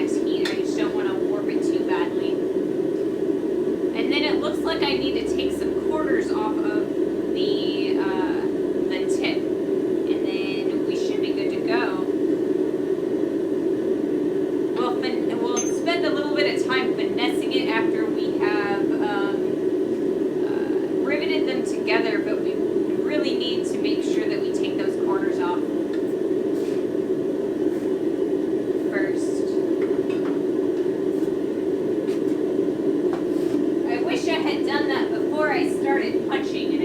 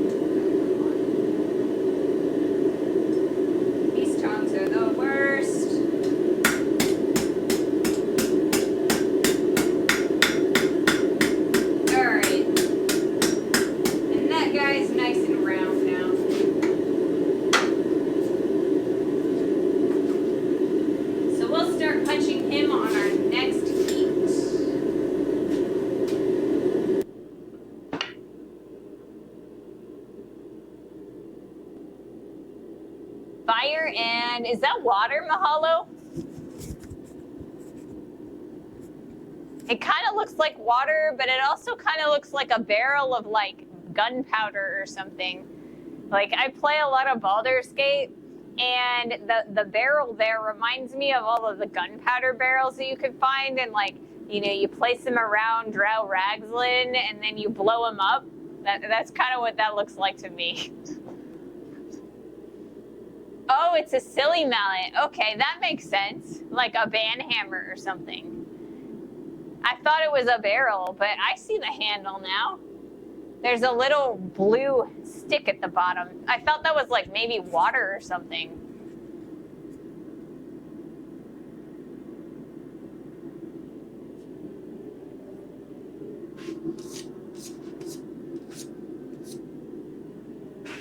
Mahalo's over here giving me a whole list of suggestions for emotes, I think.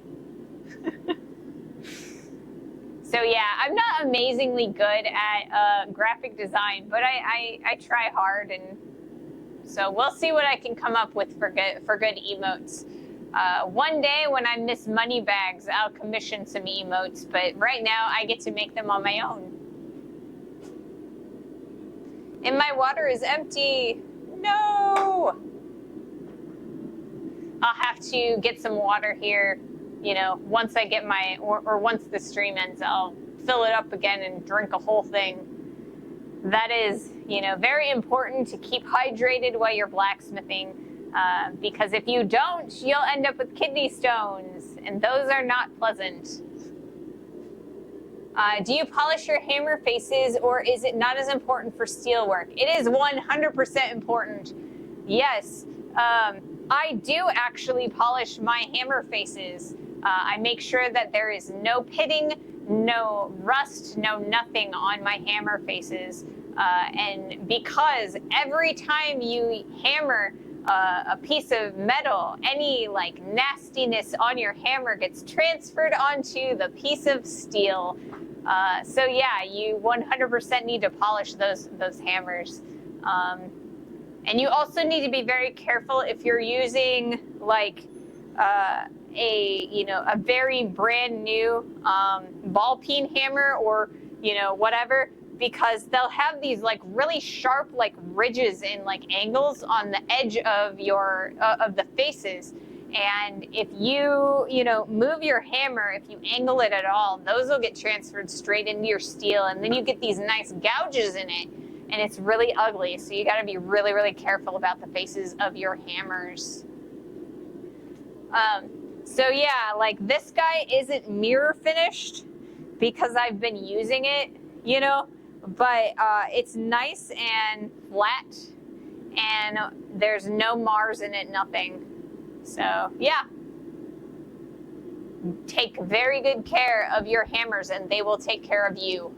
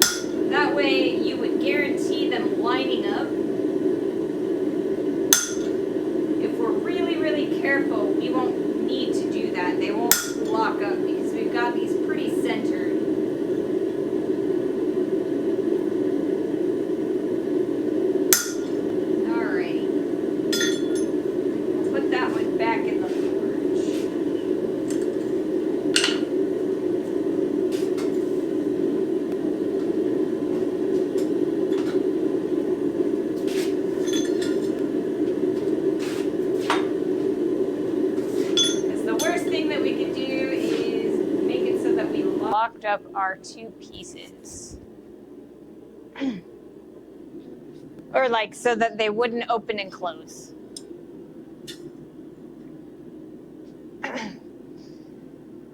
So yeah.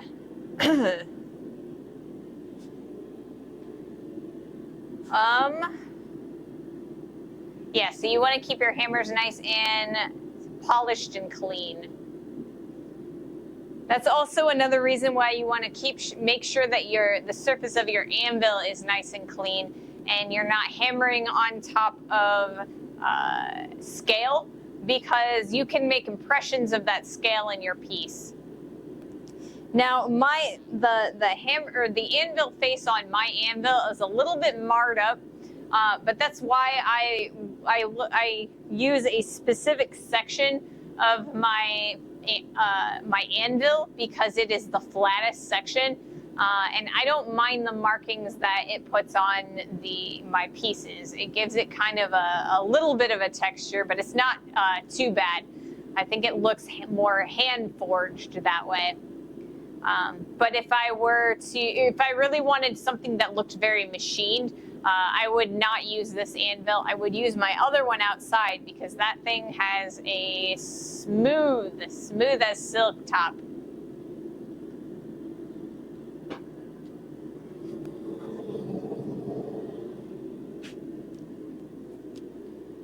Let us see. I don't have any water. I keep looking at my water and thinking that it just magically refilled itself. But it doesn't work that way. I wish it did. Maybe one day I can teach my cat or my dog to, come out to the area and, refill my water. Like I refill their water bowls. Maybe they could refill my water, my mug. That would be kind of funny, actually. One more heat before this ad.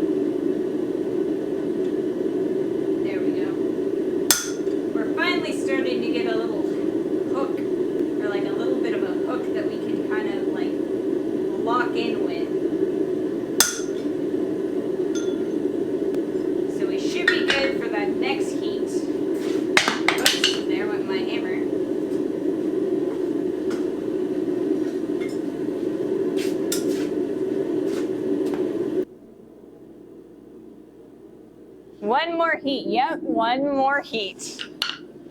It's good. This one's going to take a lot more than one more heat. I'm thinking, several more heats for this one, because we've just started a brand new process. So it usually takes 4 or 5 heats or so.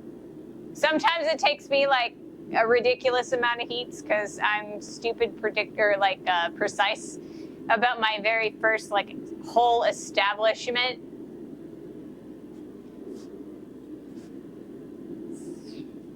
I need to stop doing that. So yeah, this weekend, like I said, I think I want to go for a walk. It's been really rainy today, so I'm hoping that it settles down and it's sunny for a walk. It would be really fun to go out and, take a hike.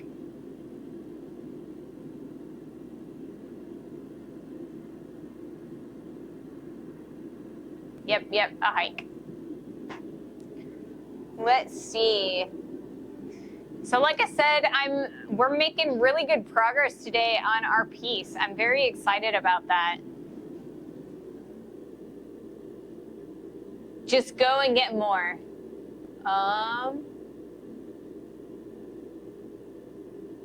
Just go get more what? Metal or heat or rain? More hiking, maybe. I'm not sure what you're asking, I'm sorry.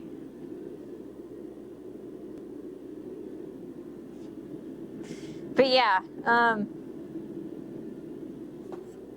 oh, just go and get more water. The reason why I haven't gone to go get more water is I don't like leaving the forge unattended, because I am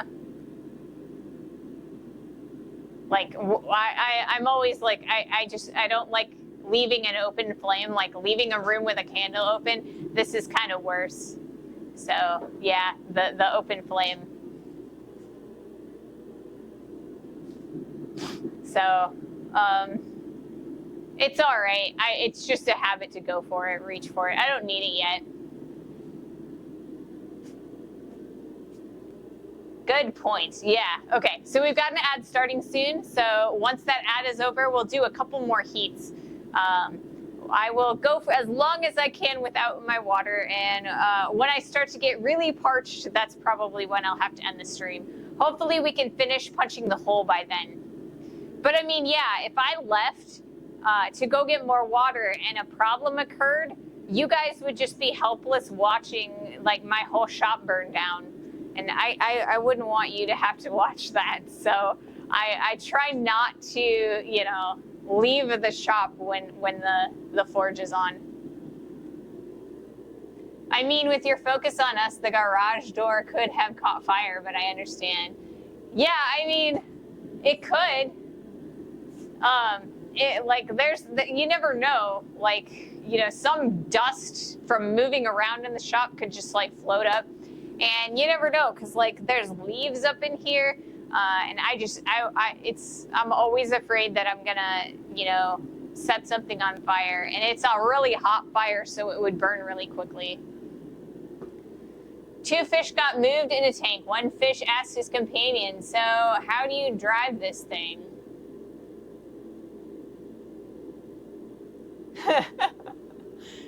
Welcome in, Ghost Games Past. That's a good one. We were thinking that it was like, a fish tank, and it was maybe like a tank with treads. I don't know how you drive those things. I feel like it would be a little bit challenging, or maybe it would be like a car. Maybe it's a little like a car. Hope you make something cool. Good day to you. We are making a set of scrolling tongs today. So we've got 1/2 mostly finished, and that is this guy right here. This is hot metal. It is still really, really hot. I could burn myself by touching that. That's why we're using the steel, or like the metal tongs. So we're making another set of tongs. These are scroll tongs. So yeah, we've got that nice hole punched through there. And right now we are about ready to punch the second half, or the hole for the second half. So yeah. Here we go.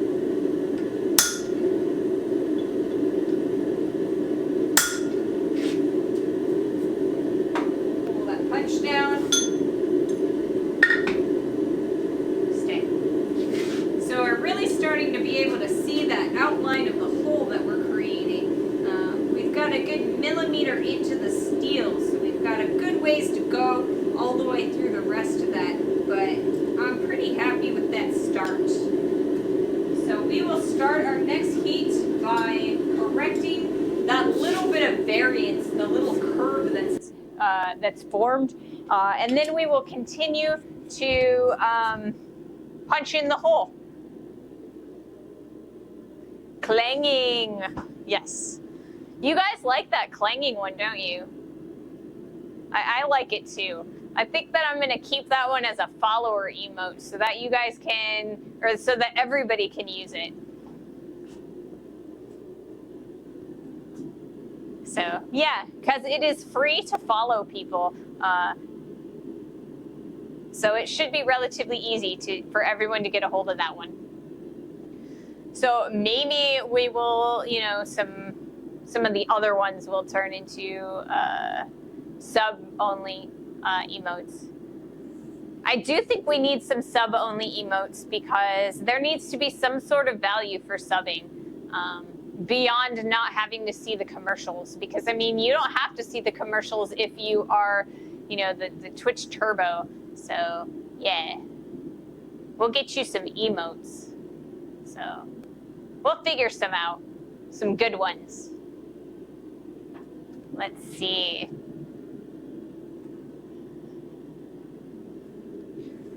Yep.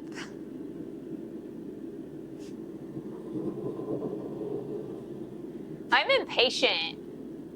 I wish it would just like instantly heat up. Maybe I just need to like get comfortable with those induction forges. I mean, the ones that we were talking about, those induction forges, and those are ones you just like, you know, stick your piece in there and pull it out and it's hot. That would be really nice. Then I wouldn't have to wait. But then again, I also wouldn't have nearly as much time to talk to you guys. Yes, welcome Ghost Games Fast. I'm glad that you have joined us today. I am a blacksmith. I've been blacksmithing for about 15 years, well, 10 years, and then over 15 years. I did take a small break over the last 5 because I got sick, and it's taken me this long to kind of recover a little bit. But yeah.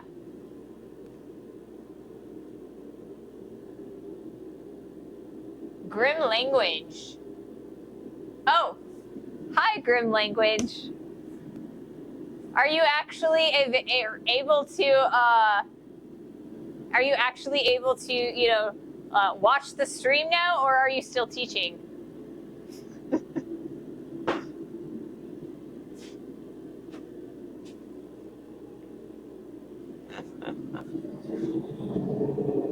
All right, so we have plenty of heat now. We're gonna continue doing our punch.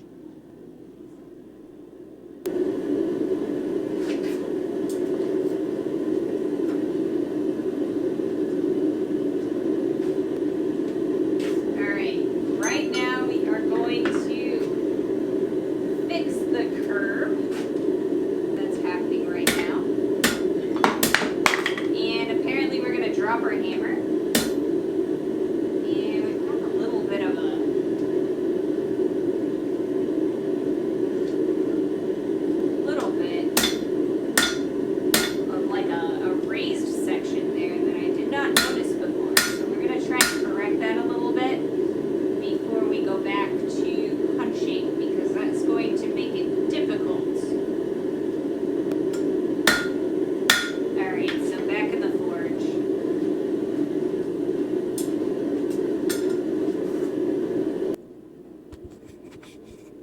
It's finished classes 10 minutes ago. Yes, Grim Language is my sister. She's amazing and very supportive, and I love her to death. Sorry for doxing you, if that's what that was.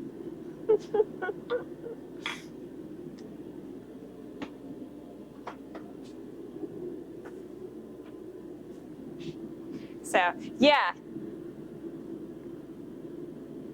She came up with an entire list of movies for us to react to and, you know, explain what's wrong and what's right about the blacksmithing within them. So I'm really looking forward to doing that. So we'll have to do, you know, some special streams for that. It's fine. So yeah, I have, I have 2 siblings, and Grim language is 1. So yes. Oops. She doesn't get to watch that frequently because she is a school teacher. So yeah.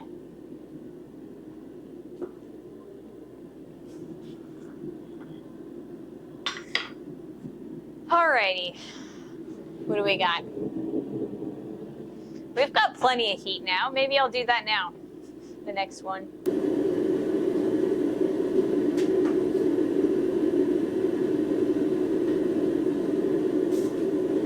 So we will probably not be able to finish this hole today, but we'll make good progress on it, and then we'll finish it on Monday.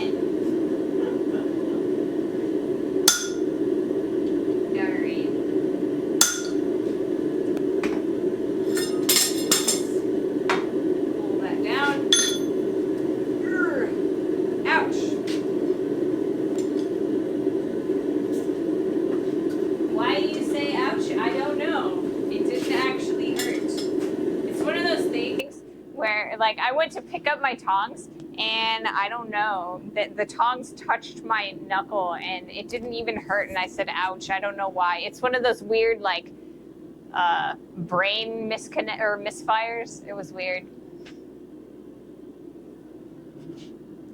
All right, so I am probably going to end the stream here in about 15 minutes. And that's when the ad starts. Dang it, why do I always do that? I have a tendency to time the ends of my stream at the stupid ads. Maybe we'll end in like 5 minutes before the ads. I don't want you guys to have to watch the ads like as the last thing that you watch on the stream. So yeah, I think I'll probably do another 12 minutes, it looks like, before, or that way I have 5 minutes to, like, decide who we're gonna raid and stuff like that before the ad starts. Because, yeah, not everybody is turbo. I'm here for the ads. I'm here for the ads. All right. I mean, I shouldn't care because, I mean, the ads pay the bills, but, like, I feel like a couple extra cents isn't worth, like, you guys suffering through another minute and a half of ads at the end, only to be raided off to someone else to watch more ads, because usually the people that I raid have pre-ads turned on, or pre-roll ads turned on. So, I mean, I just don't think that's fair for you guys, So, we should get plenty, or a couple more heats in before that, though. It has been heating up relatively quickly. I've got a really nice amount of heat coming from this tank today. So, yes. What else have we been doing today? Or lately? I don't know. We talked about a lot of stuff today. I keep reaching for the cup of water. 10 minutes. In 10 minutes, I can go and get more water. All right.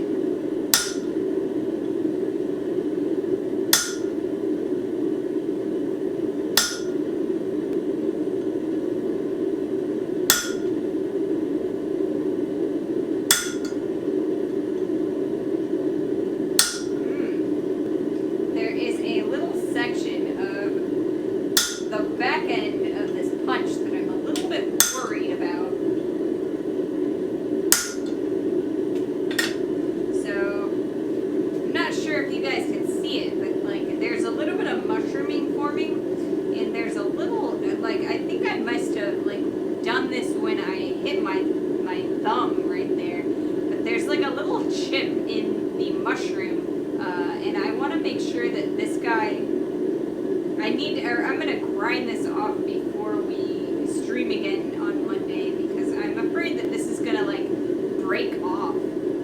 And I mean, this is the reason why I use safety glasses, but that's really dangerous. So before we stream on Monday, I'm going to grind that off.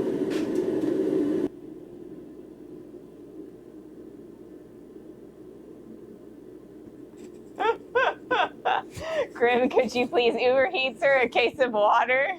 She is making me thirsty just watching.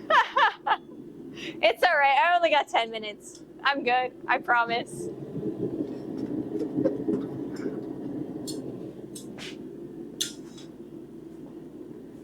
Yeah. So yeah, I'm one of those weird streamers that actually, you know, can hydrate herself on my own. Yeah. So I used to have a bigger one, and I think that I might have to go back to using the bigger one. The bigger one, like this one, is just not quite enough. If it had like a couple more ounces available in it, then it would be fine. Like if it was like this much bigger, I would be beautiful. But I mean, the other one that I have, it's like twice as big, and then I like leave half of it in there, and then it just sort of rots. So yeah. Unfortunately, it would take too long to Uber Eats. I mean, it usually takes about 20-30 minutes for Uber Eats around here. Let us see. So yeah, like I said, I only have a couple more minutes left on the stream. I'll be fine. It's just a habit. I just suspected she is the only one who would know where to find you without doxing yourself. Yeah, exactly. Exactly. But yeah, I'll be fine. It's just a habit. When I can't think of anything to say, I just reach for the water, because then, you know, if I don't have anything to say, at least then I'm drinking water. And it's something, I don't know. It is actually starting to get warm in here a little bit. That's why I find myself, you know, rolling up my sleeves a little bit. They'll just fall back down, so I don't know why I try.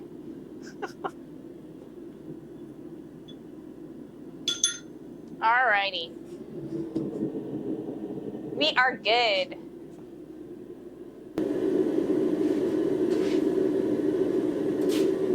One of these days, I might just accidentally dox myself and take you to my steel supply place. I think it would be really, really fun to take you with me to the steel supply. On a field trip, man. I could take you on a field trip.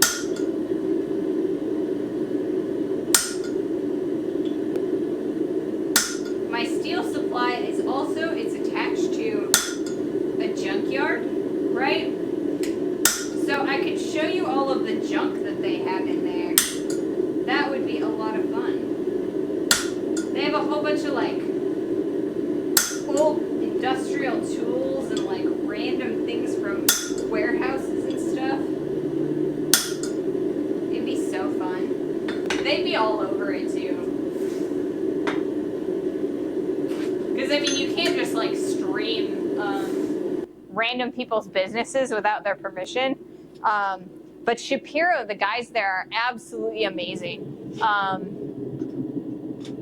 They were actually going to get the Discovery Channel was actually looking at doing a show out at their steel supply, and unfortunately it never materialized. I think it was because they just couldn't get any good, they wanted to do the show about the steel supply and also the people that use the steel supply. So they like really were begging me to come in. Because I think I'm their most interesting customer, being a blacksmith. But I was actually out of town at the time during the audition, so I wasn't able to come. Field trip. Yes, it would be so much fun. I really want to show you my steel supply. They have like 3 or 4 different buildings. Some of them are, you know, for steel. Some of them are actually for like aluminum and titanium. They have brass and bronze there. They've got copper. Like I said, they're also attached to a junkyard. So there's all kinds of crazy things there. I never know what I'm going to find. So it would be so much fun. I make money off buying and selling random warehouse tools and stuff. Do you? Nimbits? That would be so much fun. I bet. Because, I mean, you can buy the stuff there for really, really cheap. And if you, like, fixed a couple little things and made sure that they function, you could probably sell them to the right person for quite a bit. I mean, I imagine that's kind of like what Yankee's doing. People are buying stuff from like barn sales and stuff, and when he's like fixing them all up and stuff. So I do industrial auctions. Oh, that makes sense. Because there's a lot of like warehouses and stuff that shut down all the time, and then they'll just auction off all of their stuff. We used to have this place in St. Louis. Like I said, I live like within an hour of St. Louis, and there used to be this place in St. Louis called Warehouse of Stuff, and they would go and they would just take stuff out of like hospitals and warehouses and all kinds of like the casinos. There was just like all kinds of stuff around, and you could just go in there and buy it, and as long as you could haul it off, you could have it. It was dirt cheap.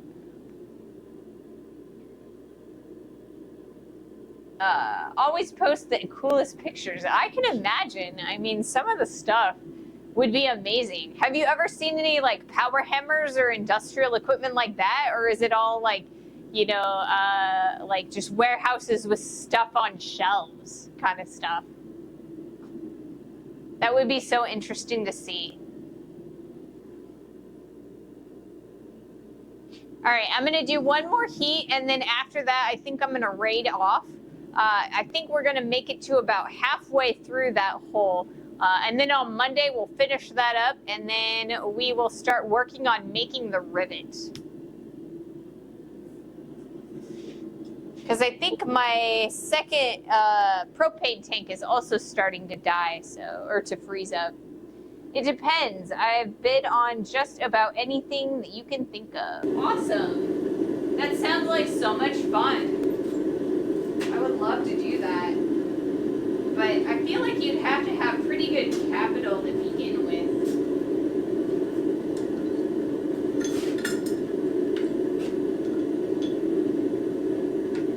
It kind of reminds me of flipping in MMOs a little bit. You know, you buy things cheap on the MMO auction house and then, like, sell it for high.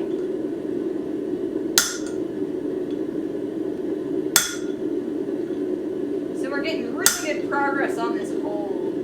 Really happy with it. We're getting a little bit of a warpage because as we are punching in this hole, we're actually displacing the material as opposed to removing it.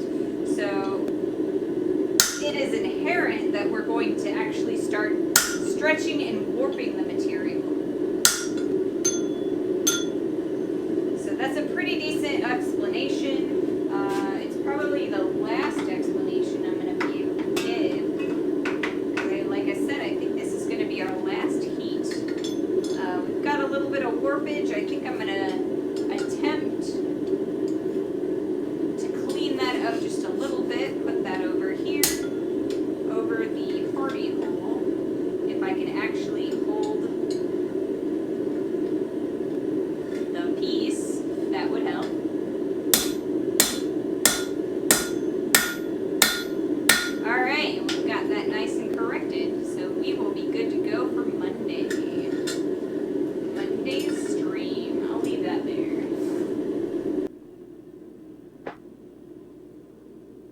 Are those the advantages of punching rather than drilling holes? Yes, yes, they are. instead of removing the material, you're just displacing it.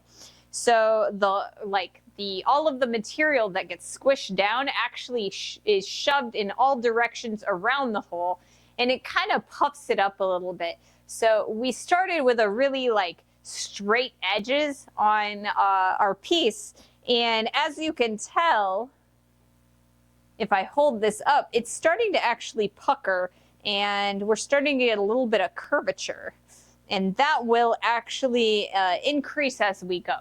So it's pretty interesting. But yeah, that's kind of why we are using the punch as opposed to drilling our holes, because we want to keep as much material as possible, because the grinding that the rivet experiences and with the edges of the tongs, like the holes on the boss for the tongs, start wearing it down, and then it gets really weak. So the more material you leave for yourself, the longer you're able to, have functional tongs. So that's the goal. Alrighty. So we've got about 3 minutes into the ad, so I'm going to try and see who is available to raid. If you guys have any opinions or any suggestions, let me know. I always enjoy your suggestions, but let's see who's around. Let's see.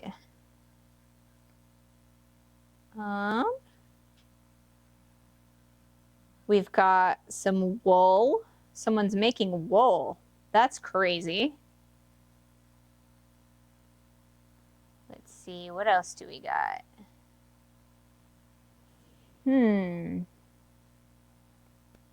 Somebody's looking at or trying to find ghosts. Beadwork. 3D design. I don't see any of our normal style people.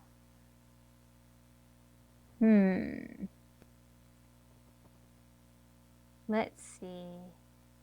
Still looking.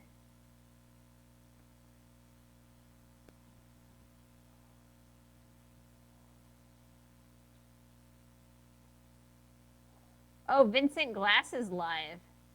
Or Valen. Oh, Valencia Glass. Yeah, let's go to Valencia Glass.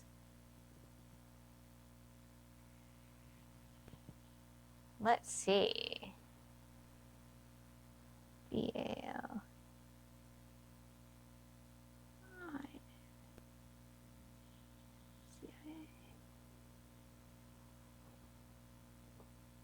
Valencia Glass. There we go. I can spell today. Thank you all for joining me today on this lovely Friday. It's a little dreary, but we had a lot of fun.